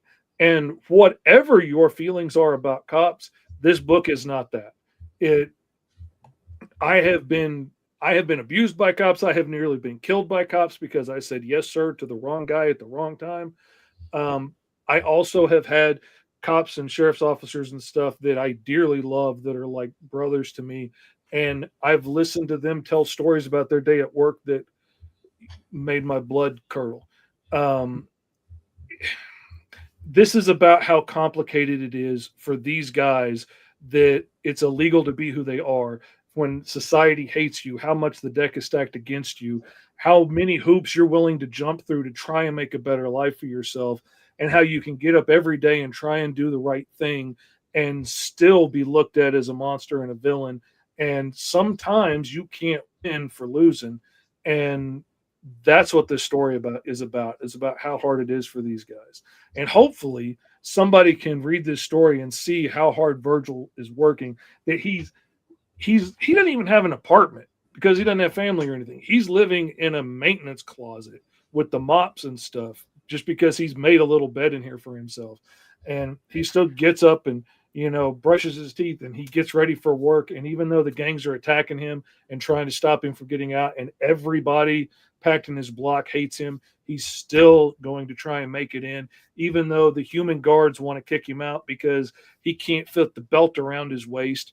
because he's freaking 8 feet tall, but his training officer ends up putting it around his wrist, so he's not technically out of uniform. And and even when he's saving people's lives in a fire, the people in charge still look at him as a monster and are accusing him he must have been in on it or something, or he's disobeying commands because he's marching back in the fire when you told him to stop. Forget the fact that he dragged 12 people out. That's not what matters. It's So how much when is it launching? It launches Wednesday at 2:30 p.m. Central Time on the Roll for Hero art stream on YouTube and Facebook and all kinds of places. Me and my buddy Esteban do it every Wednesday. I will be there. I want to read this. Yeah. I definitely need to read this. Sounds like a lot of fun. All right, cool. Very good job, Fish. As always. Now, Mr. Torres. Yes, my little book, 30 Years in the Making. Issue 1 is on sale right now. It's on Crowdfunder. The best thing about Crowdfunder, and I do not work for them, is that once the campaign ends, it stays as a store. So I have a store where people just buy my book whenever they want. And the other thing is that they do not have to be a member of Crowdfunder to buy the book. So you just press a button, buy the book. It's really awesome. It's about 2 warring alien races fighting over a newly discovered power source. The war finds its way to planet Earth, and as a result, some humans gain abilities. The story was actually written about 30 years ago. I wrote the whole story, 110 pages. My friend from high school, his younger brother, decided to draw the artwork. So he drew it about 20 years ago, and it's inked by Peter Palmiotti, that's Jimmy's brother, and I have a cover by Russ Braun, who draws the boys. And issue 2 is coming out this year. We're actually, I'm working on the cover right now. One of the things I was asking about the cover is that I'm actually going to get a photo cover. My co-host of the radio show, she has cosplay as my character when we performed it as a radio play. We performed at New York Comic Con, and she looks enough like the character, so we're going to do a photo mashup with artwork to have a new cover, and that's coming out this year. She's actually already did the first photo shoot, so that's going to be kind of cool. And issue 2 should be coming out in April if everything gets done when it's supposed to. And it's a 5-issue series, ready written, ready drawn. It just has to get published. That's awesome. That's dope. Very nice. Very nice. I have a question. Since I've never used Crowdfunder before, how does the payment work? Like if I back it, does it charge me right now, or is it later? Yes, like Kickstarter? it's right away. It's right away. See, you press it, cool. it comes right to me, and I send it to you in a day or two. Or if you get the digital, I hit the button and boop, it sends right to you. That's and like awesome. I said, once it's passed, it's a store. So I had this up 2 years now, and you just buy a book whenever you want to. Oh, cool. JD, you want to hit that little video? Because I always like to do the self-promotion. Enjoy the amazing Trauma Presents comic book premiere of Mr. Mark Torres, comic book called Designated. It's going to be an amazing event in 2023. As I mentioned last time I was on the show, Trauma has agreed to sponsor our book for New York Comic Con. We're going to look to try to get it performed as a radio play for issue 2. We have to wait to get approval for New York Comic Con, but Trauma's already in. So that was kind of cool with them. Very nice. That's dope. Yeah, that's awesome.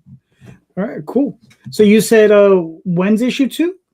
Issue 2 should be available for pre-order because I like to make sure I have enough money, everything's already set before I put it out there, because I really hate to be one of those people that need the money to make the book. I want to have the book before I start selling it. Right. So that should be April. April. All right, cool. Good. Sounds good. Let me know. We'll bring it back.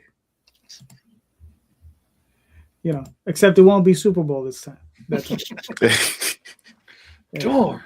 Yeah. Real quick, I'll pull up. This is my campaign. This is Dream Weavers, of course. So this is Dream Weavers 1 and 2. This is actually, I've already ran this campaign. This is a kind of a catch-up campaign for anyone who missed it the first time around. So this is issues 1 and 2. The first issue is 48 pages. Second issue is 32 pages, illustrated by Matt Lunsford, written by myself. And the story revolves around 4 kids who, when they go to their role-playing game, they like to play role-playing games, right? So whenever they go to, they wake up in the evenings as their role-playing game characters, and they have these 4 characters, and they fight demons, and the earth is being invaded by them, and these are hung on this little chain right here are the 4 main characters. So this is Mouse, Acrobat, Snowflake, and Armadillo. And mind you, these kids are 8 to 12 years old. That's why their names are a little, they're very childlike. I was just like, all right, let's do something goofy and fun with them. And there's the sort of thing is the sensibility of it's a lot of banter between the kids because they're kids and they're just having fun, but they understand that there's something very serious going on in the world, and they're trying to help out. The other thing is a subplot in the story is that these bodies that they're in, they're not just figments of their imagination. They're actually being pulled. This is a group of characters that are actually being pulled from another dimension. And they actually have an other sentient being, like their consciousness is pushing their consciousness back. And so they have these very high level, high powered figures whose bodies they're taking over to fight demons. And that's what they do in their dimension. And they're like, what is going on? Right. And once in a while, you'll see the main ego come out, and they'll start talking differently. So it's one of those things that I was just trying to play around with. So when I was writing it, it was just like trying to work that that composite between the 2 characters. How is one act opposed to another character. So it's something interesting. I thought it was a lot of fun. And then we also have a lot of covers. This is Lena Dye. She always does covers for us. And, like I said, we have some nude covers. We have some regular covers, but we do a lot of covers. I only do 6 of them. This is some of the interior pages. This is by Matt Lunsford. This was a book we had originally done in 92. I remastered it. I relettered the entire thing, and we had it in color because it was originally in black and white. So now it's in full color. So, and there you go. And that's pretty much it like relettering your stuff. Now remastering this. Second, let me take this down. I heard my own feelings doing it. All right, remastering it was because you have to remember this was done in 92. So all of the lettering that was originally there was glued onto the page, right? Mm-hmm. And then we scan the original pages because we still have them. So the rubber cement, it turned yellow, right? So you can see the yellow. I don't think Matthew, I love him. He's the artist on the book. He's a great artist. I don't think he knew what a straight edge was. There was not a straight line in the entire damn book. Like I had to redo all the borders, right? Relettering it was fine because since it was already lettered, I already had a template, right? So it was kind of like boom. So I could figure it, and it worked out. But it did take me a while. It took maybe it took me a month to reletter the whole thing. I do a couple pages a night or whatever. But in the end, I'm very happy with the results because I think it looks way better. I mean, when I showed it to Matthew, he was like, "Whoa, that looks crazy," because he wasn't expecting that. So, yeah. So it was a good process. Since you were already bound to the story and everything, were you tempted to maybe change the dialogue here, there, a little bit of word change here and there? All right. First of all, tempted is not even the word. I did that. Because I'm that's one of the things. I constantly noodle with my work. So if I even with Oswald, right? If I go through it and I'm looking at it and I see a mistake or I see something that could be a little bit tighter, I'll fix it in the file, and it's all digital. So we'll just pop it in there, and like maybe the next trade will be a little different than the ones that came out 6 months before, But I look at it like this: it's all about trying to improve the work. Right. Mm-hmm. So you just try to keep improving that work just a little bit at a time, but yeah. How very George Lucas of you. I mean, I don't know if he improved his work, but I can speak for myself. In his mind, he improved it. Well, sometimes that's what that is, sometimes, when we do these vanity projects, it just has to be in the mind,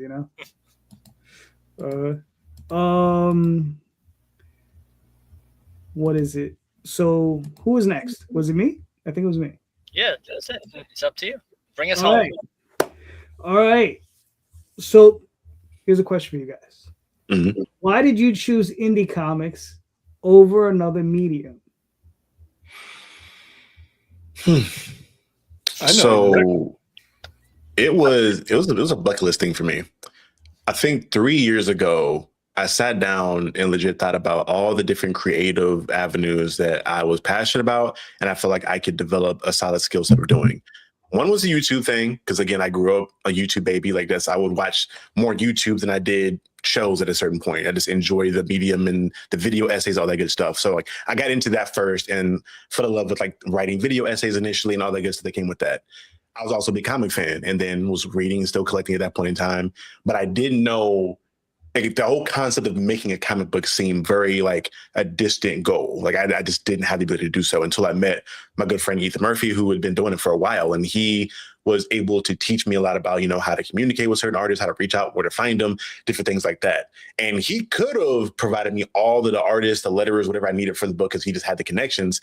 But I'm hard headed, and I was like, I don't want to feel like a nepotism baby. I want to do it myself.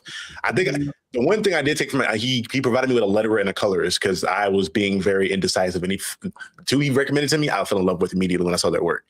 But everything else, I was like, no, I got to do this myself. I got to reach out to people myself.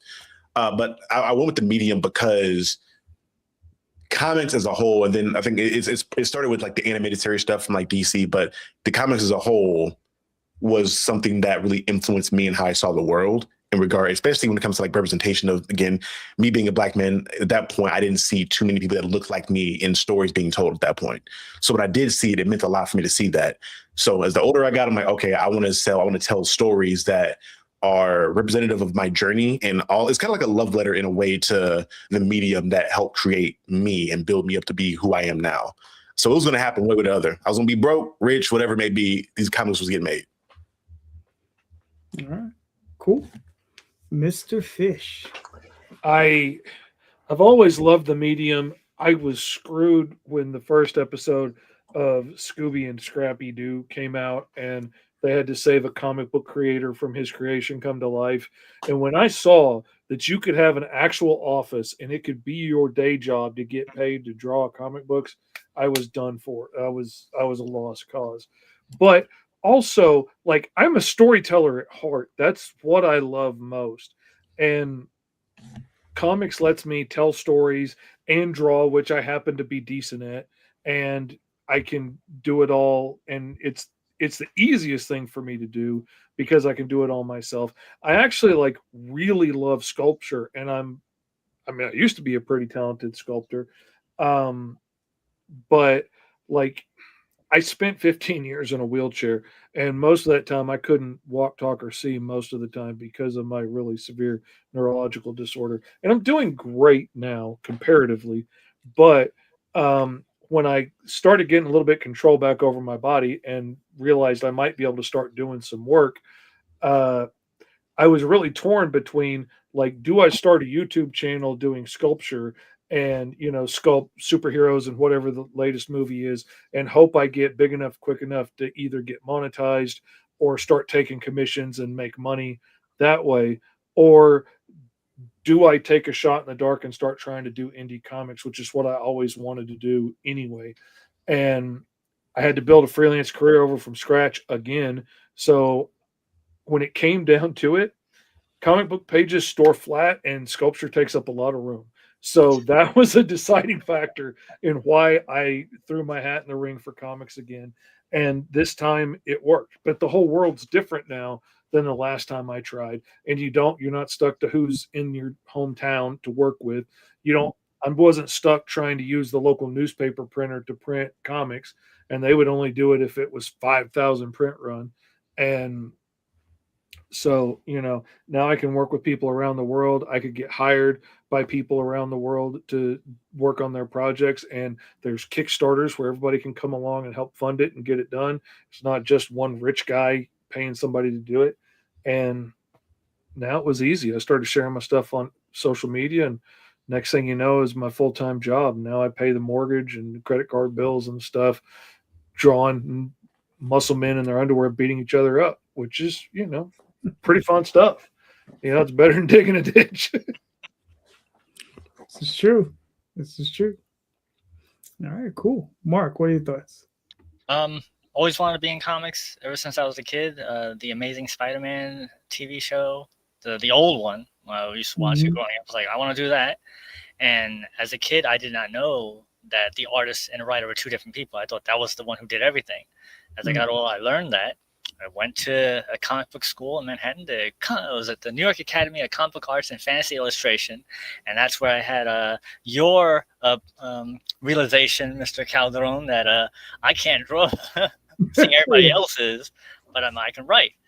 And so then it was, how do I get my story out there? And it was, at the time, this was the 90s, they were like, if you only had $2,000, you can make your own independent comic book. I was like, I could do that. Apparently, I couldn't do that. But I was able to network and grow, and that's how I got the radio show, which was to help me get into the book. And since I finally got it printed in 2023, 3 years ago, the plan worked. It just took way longer than I had expected. But now, as it's easier to get stuff done, issue 2 is not taking me 30 years to do. It only took me 3. Gotcha. All right, cool. Let's see. For myself, it's funny. Like, obviously, I grew up on reading comics. I started probably when I was 8 years old or something, if not earlier. But really enjoyed it. But the thing I remember the most when I was a kid is walking into this comic book shop that we had called Super Snipe, right? And Super Snipe was about a mile away from my house. I lived in Spanish Harlem, and I would walk to that place, right, which was on 82nd, 83rd, somewhere around there, on 2nd Avenue. And I would walk over there, sometimes with a friend, sometimes by myself, because the addiction was real.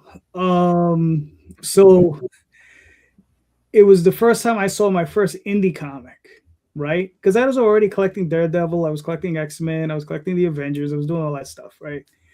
But then I saw Jack Kirby's Captain Victory, right, from Pacific Comics. And I was like, and that blew my mind because I didn't know anybody else but Marvel or DC could do comics, right? So I was like, oh, that's crazy. And I picked it up and I bought it, and I continued. Then eventually it turned out, I ran into Elementals. I ran into Continuity Comics, Neil Adams' old company. Oh, I love those so much. Yeah. I mean, listen, those stories were terrible. Oh, yeah. But they were beautifully illustrated. They're beautifully illustrated. Beautiful. Yeah. I remember when I was going to school in Brooklyn, you would ride on the subway to get there, and they would have these huge posters. And I thought several movies were coming out. And it was Neil Adams Continuity Comics had taken out advertisements in the subways. So you would see these huge armor and megalith posters. And it was like, what the hell is that? And I didn't know what it was. How cool the design is armor, man. That is such an awesome freaking design. Exactly. And then you got Silver Streak, his brother, and you got Miss Mystic. And eventually I walk into a comic book store and there it is, or there they are. And I'm like, whoa. And I start picking those up, Then eventually the black and white boom hits and all that stuff. And and pretty much from the point I saw Jack Kirby stuff and I realized I could tell my own stories, that's when I wanted to get into comics. Because, there was probably a small window in the 90s after I finished working professionally for a couple of years where I knew several people where I could have begged them to say, yo, take me up to Marvel, introduce me to a couple of these editors, I'll pitch, right? And I'll show off the work that I've already done. And I might have gotten in there, but I have no freaking interest in writing Spider-Man. None. I mean, it would be fun for a minute. For a minute. There's so many people that want to draw Spider-Man. Let them. Like, I want to tell my stories, and nobody else is fighting to do that. So. Right. And like I said, I mean, if I got offered the job, I wouldn't spit on it, right?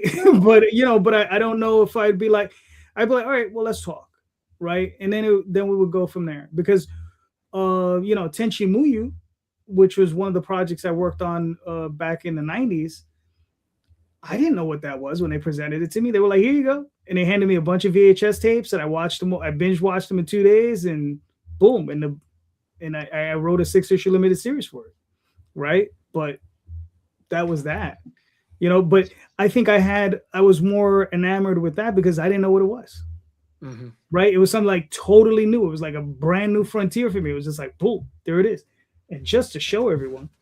So where did the film school come into play? Where was that at? Just to show everyone, the reprint just recently came out.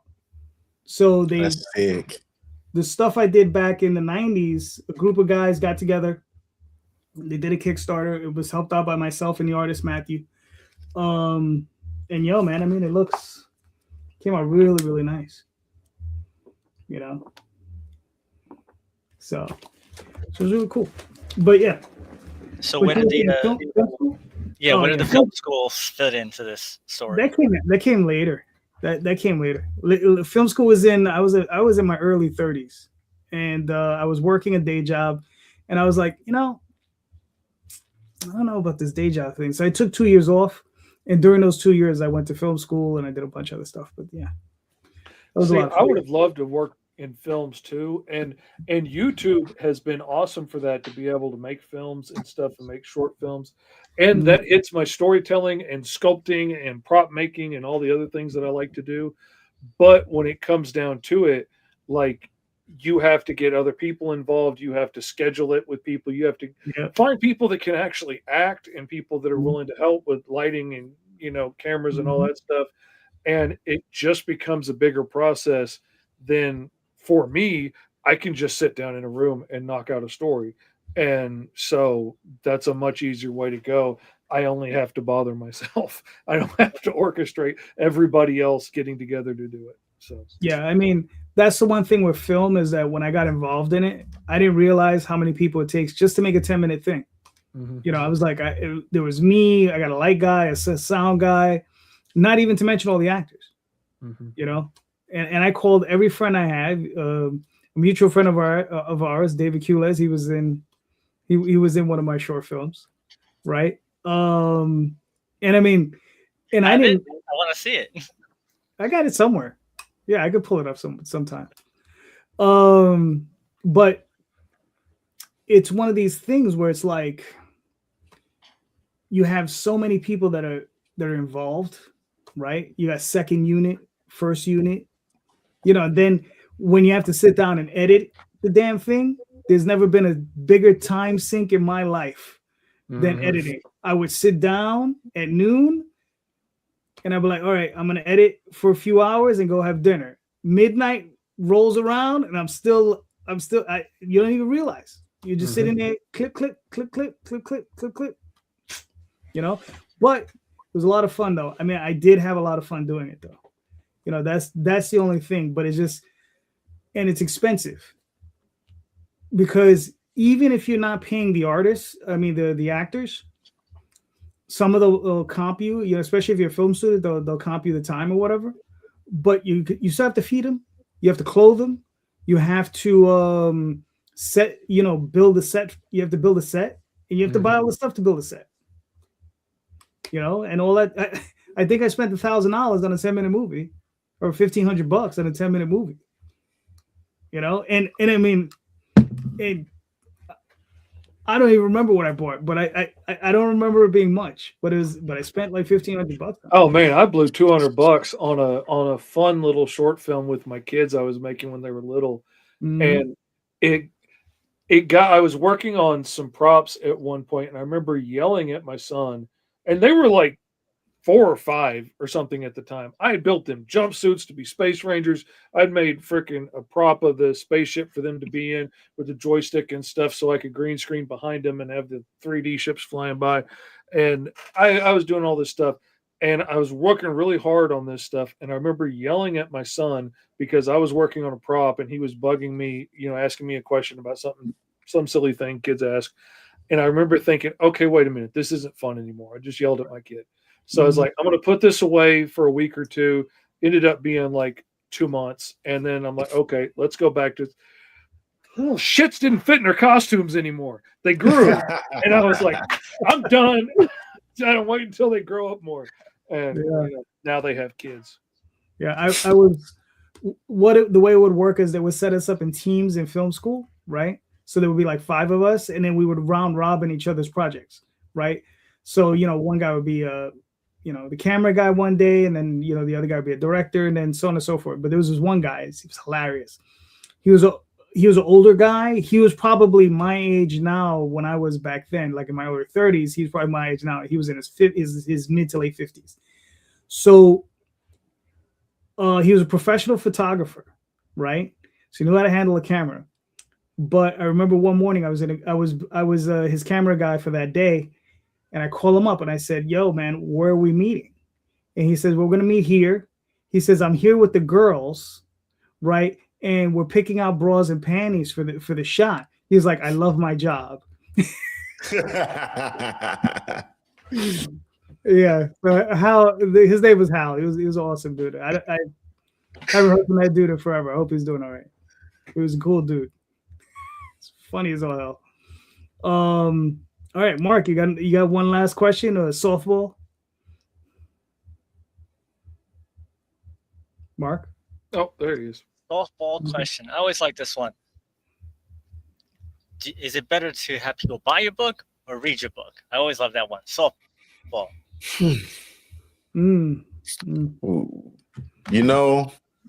The artist in me wants to say. Oh, can I read? Am I still? No, you're good. Yeah, go ahead. Okay. The artist in me wants to say read, because I feel like I had the excitement of like getting the first sale. I'm like, oh my God, somebody bought my book. But when somebody told me, like, because initially I was doing this thing where I was like reaching out to different creators I knew to be like, hey, or even creators I did know, would you mind, giving the book a read? If you liked it, maybe you say a thanks thing about it. If not, you don't have to ever speak about it. And one guy came back to me, he's like, hey man, your book made me cry. I'm like, make you cry? He's like, yeah, I loved the emoted like near this particular part of the book, and he was breaking it down for me. And something about that almost made me want to cry. That oh yeah, my book was able to emote them, because we've all like watched a movie or read something that's made us feel a certain type of emotion. So the fact that something I did generated that kind of emotion out of somebody else made me feel that much more vindicated about who I was as a writer. Because I was definitely in that first script, like very much so overthinking everything. I edited like 15 times. This is my first script. I don't know really if this is what it's supposed to look like, whatever it may be. But hearing feedback about how much they enjoyed it, even criticism about them not enjoying certain parts, it made me feel very special, because it showed that somebody gave my book time, which is more like an ask for anything else. Just like actually reading it, like not just scrolling through the pretty pictures, but actually reading the story I wrote. Mm-hmm. Yeah, 100%. I picked up a little 12-page black and white indie book from like a local artist at a Memphis comic book shop when I was up there for a con. And that thing made me cry in 12 pages, like ugly cry, early on a Sunday morning. I mean, I had to find the guy. I had to look him up and find him, friend him, and then message him and fuss at him for making me cry that early in the morning, man. It made my eyes hurt. But yeah, it's awesome to hear that kind of stuff from people. Mm. I absolutely want to make sales, because ultimately this is my day job. But I would say read the book, because like I freely give away like Alice issue 1 digitally to sign up for my email list, because I know 9 times out of 10, if you actually read it, you're going to enjoy it and you're going to come back for more. And so I'm happy to let them read that for free and get them on board. Maybe they'll pick up the next one and the one after that and come back and buy the whole freaking library like a lot of people do. All right, cool. Wow. See, I've been at this a long time. So initially, my initial answer at the beginning would always be, I want someone to read it, right? Now, I know they're going to read it. So, but I really do need the sales, because I have to pay the artists, right? Mm-hmm. And, the artists have to be fed, and the money I generate from whatever from the copious amounts of campaigns that I do, it all goes back to the artists. This is, I run my situation like a business, right? But it is a very expensive hobby, but I do run it like a business, and because of that, my artists, I can't just tell them like, well, you're not going to be able to, I don't know, feed your kids this week because I can't pay you because I didn't sell a book. So yeah, I need to sell. I need to sell. I mean, I want people to read it, and I know if I sell the book, they will read it. But if I have to make that decision now, I have too many people relying on me to make money. I have too many people relying on me to make rent, feed their kids, that I have to make money. It's crazy, because I mean, the artist in me says, yeah, I want everybody to read my work, but I also give away a good portion of it too. So it's like, you sign up for my newsletter and I'll send you 3 free PDFs. So it's like, there's plenty of work there to be read for free, but I really, really do need the sales. It's crazy because, like Fish said, is like, he's paying a mortgage. Yeah. Right. And boy, they want that money on the first. It doesn't matter what anybody else feels about it. It doesn't matter if production got delayed at the publisher or anything. They want that money on the first. The bank is real inflexible about that. Right. And I know how it feels. I'm pretty sure you like having a roof over your head. Yeah. Exactly. Oh yeah, my wife's a big fan of it. Big fan of it. Not a camper. Not a camper. Just like it. There you go. I never knew a wife who wasn't. And you don't think about that, but like, I had a client that I had a job booked for December, and the client at the last minute was like, you know what, let's bump that to sometime next year. Christmas is coming. And I was like, I was aware. I'm used to it coming in December, and I had planned around that and was like planning on, I don't know, paying the mortgage and buying my wife a Christmas present. But sure, yeah, okay. I'm not going to make a big deal out of it. It's their money. But when he pulled that job at the last second, all the other jobs I turned down for 6 months because I was booked for December, they're all booked because they found artists months ago. And now, not only does that put me in a bind, but now like I can't pay my flatter because she was going to flat this book and now she doesn't have a job. And that it has ripples. Yeah. All right, Mark, answer your own question. So just a FYI, for some reason I'm lagging a little bit, so just in case I'm a little behind. But for me, originally, when issue 1 came out, I wanted people to read the book. I really did. Read my book.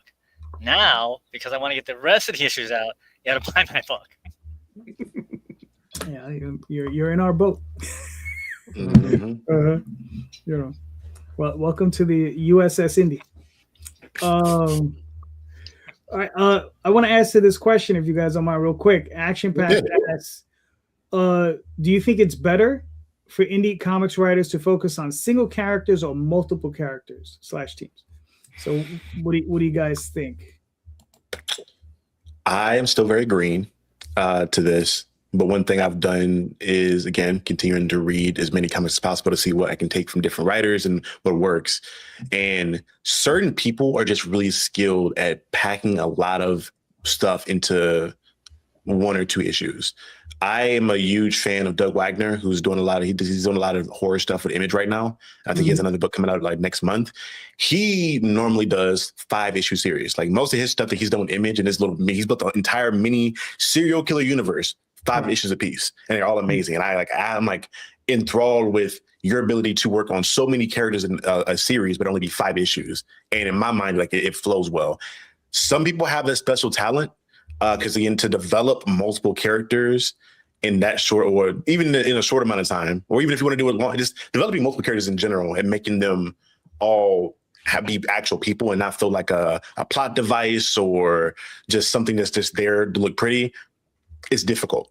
So at least for me, if you're starting out, I probably recommend 1 character at a time just to kind of get your feet going. But if you're a veteran like these guys, you could probably do 25 characters in a book. I don't know. That's just from my perspective as being as green as I am now. Mr. Fish. For me personally, I'm really creative, And I do a show every Wednesday with my buddy Esteban, and we roll up random prompts and we design new characters on the spot. And every single week, we get all kinds of great ideas, and the fans are kicking out ideas, and that spurs more ideas. And now all of a sudden, we got 3 new books that we want to do, and I can't freaking do that. I want to do it, but I can't do it because I have books that I have to get done. And I watched a lot of other small creators that were like, "Yo, we're doing this book and this book and this book and this book," and I was like, "Okay, well, I can do that because I have lots of ideas. I have lots of stories I could tell." So I started telling this book, and when things didn't go quite as fast at that publisher as I was hoping they would do, then I jumped over and started doing the Mighty Caw because I could do that myself and put that on Kickstarter. And I started doing my anthology book Fish Tales, and that had a bit of Alice Lost in Wonderland in it, which is a story I've been waiting 50 or 30 years to tell. Sorry. And then I was talking with a friend of mine, and he was like, "Dude, you're doing too much. You're going in too many directions." He's like, "Where do you want to be headed? And you need to start marching that way." And I was like, "Oh, but they're all," and he's like, "No, they're not all going to the same place. All of these things are going out to different people that are interested in different things. I wasn't getting everybody backing all of those books. There's a lot of people that back everything I do, but not everybody wanted a bloody bird barbarian killing his way across the galaxy that this gritty, grounded cop drama with an 8-foot tall lizard monster in it. It doesn't always cross over 100%. But he was like, you need to do one thing that people can remember you for, because people only got so much room. We're not big shots. We're not Marvel. We're not taking up that big a chunk of somebody's memory. We got a little bitty pocket in somebody's brain, and it can only fit so much. And if you do too much, they can't remember it. But if I'm the guy that does Alice Lost in Wonderland, that's an easy thing to remember. Oh, Fish does Alice. And that's the story that I love all my stories, but that's the one I've been waiting 30 years to tell. And I could tell it for the rest of my life if it kept selling. If it quit selling, I can move over to something else. I'm only back on Green Zone right now because I really want to do the trade and be able to put it all in the order I want and add the stuff in that I had to cut out and have the one complete thing with all of the awesomeness in it and be able to have that to sell. And here's my story that I wanted to tell you in the first place. I would highly recommend for anybody to do one thing and keep telling it, because all those guys I was trying to emulate have like 20 first issues and no second issues of any of those stories. They keep starting new things and they never finish anything. Yeah. And I don't want to be that guy. And then the people that I look up to that are really doing something have just been grinding out one series over and over again, like Boston Metaphysical Society, over and over again for years until she built up this huge following for it. And now she can spread out and do other things because there's a bunch of people that love her stuff and have been following her. When I'm trying to get my feet planted and I'm trying to start to, hoe a row, but every time I keep changing directions, I ain't getting anywhere. But now, if I had just told this story from the beginning and been brave enough to tell it, I would be 20 issues down that story. Or if I'd just done my own stuff instead of doing everybody else's books, I'd be 131 issues down this storyline right now instead of 131 into everybody else's books. And that would be pretty epic. But, I'm going to get started now and make that correct. All right, cool. Mark, what are your thoughts?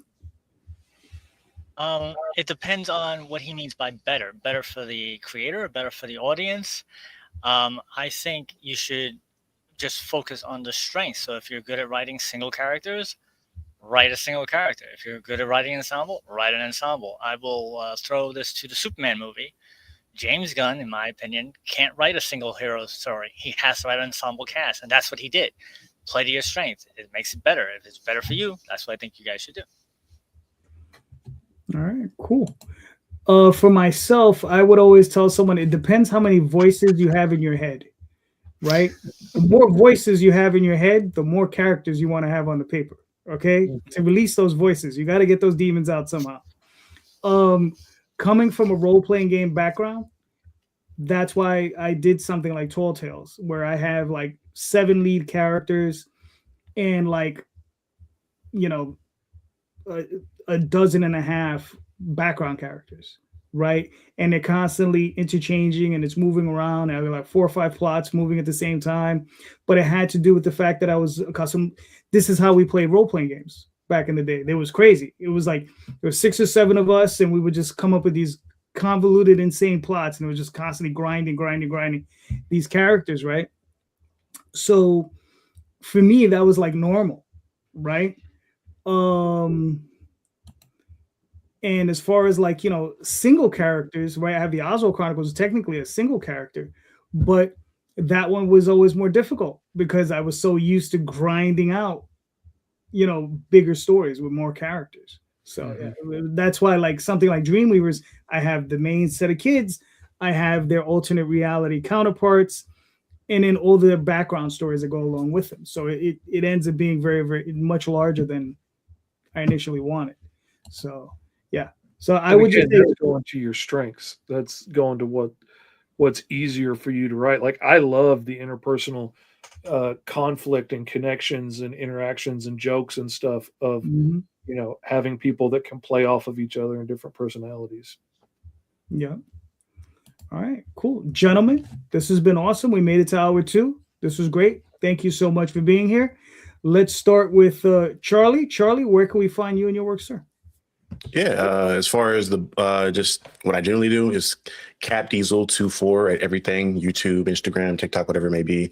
And as far as Reaper, you can find issue 1 on echelongraphicnovels.com. Well, you'll be able to find issue 2 there when that drops. But the Kickstarter, like I said before, is out. Currently, the book is in production. We're on page like 22 out of the 26 in the inking phase now. So we're getting through that pretty quickly. Yeah, that's pretty much me in a nutshell. You can find me everywhere. All right, cool. Mr. Fish. I am Mr. Fish Comics everywhere you would want to find me.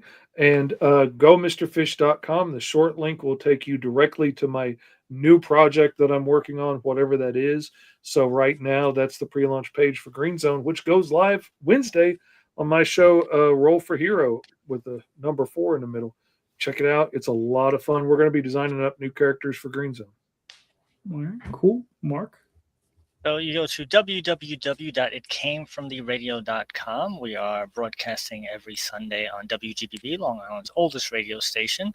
That's 12:40 a.m. with simulcast on 95.5 FM. We're also on digital radio stations such as sci-fi.radio. We're also on 45 different podcast places, so just Google It Came From the Radio. My book, Designated, is on crowdfunding right now. A book about 2 warring alien races fighting over a new discovered power source, or finds its way to planet Earth as results in humans gain abilities.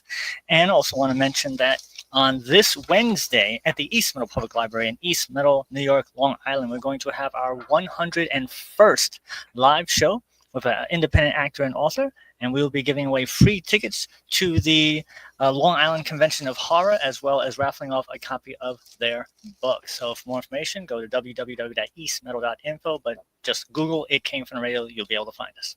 Awesome. Very nice. I'm JD Calderon. You can find me on Facebook, Instagram, Twitter, DeviantArt, all under JD Calderon. And Sunday nights right here, sometimes with Mark, sometimes with Fish. Hopefully, again, sometime with Charlie. We'll see. Absolutely. Right? And just remember, everybody, please check the show notes. In the show notes are the links to all of these campaigns and all of these creators' works. And please click those links. Pick up these books. All of these creators, they're putting their heart and souls in these books. So please go check them out. They're great books. And just remember, everyone, read more indie comics, especially ours. Have a good night, everyone. Thank you. Good night. Good night.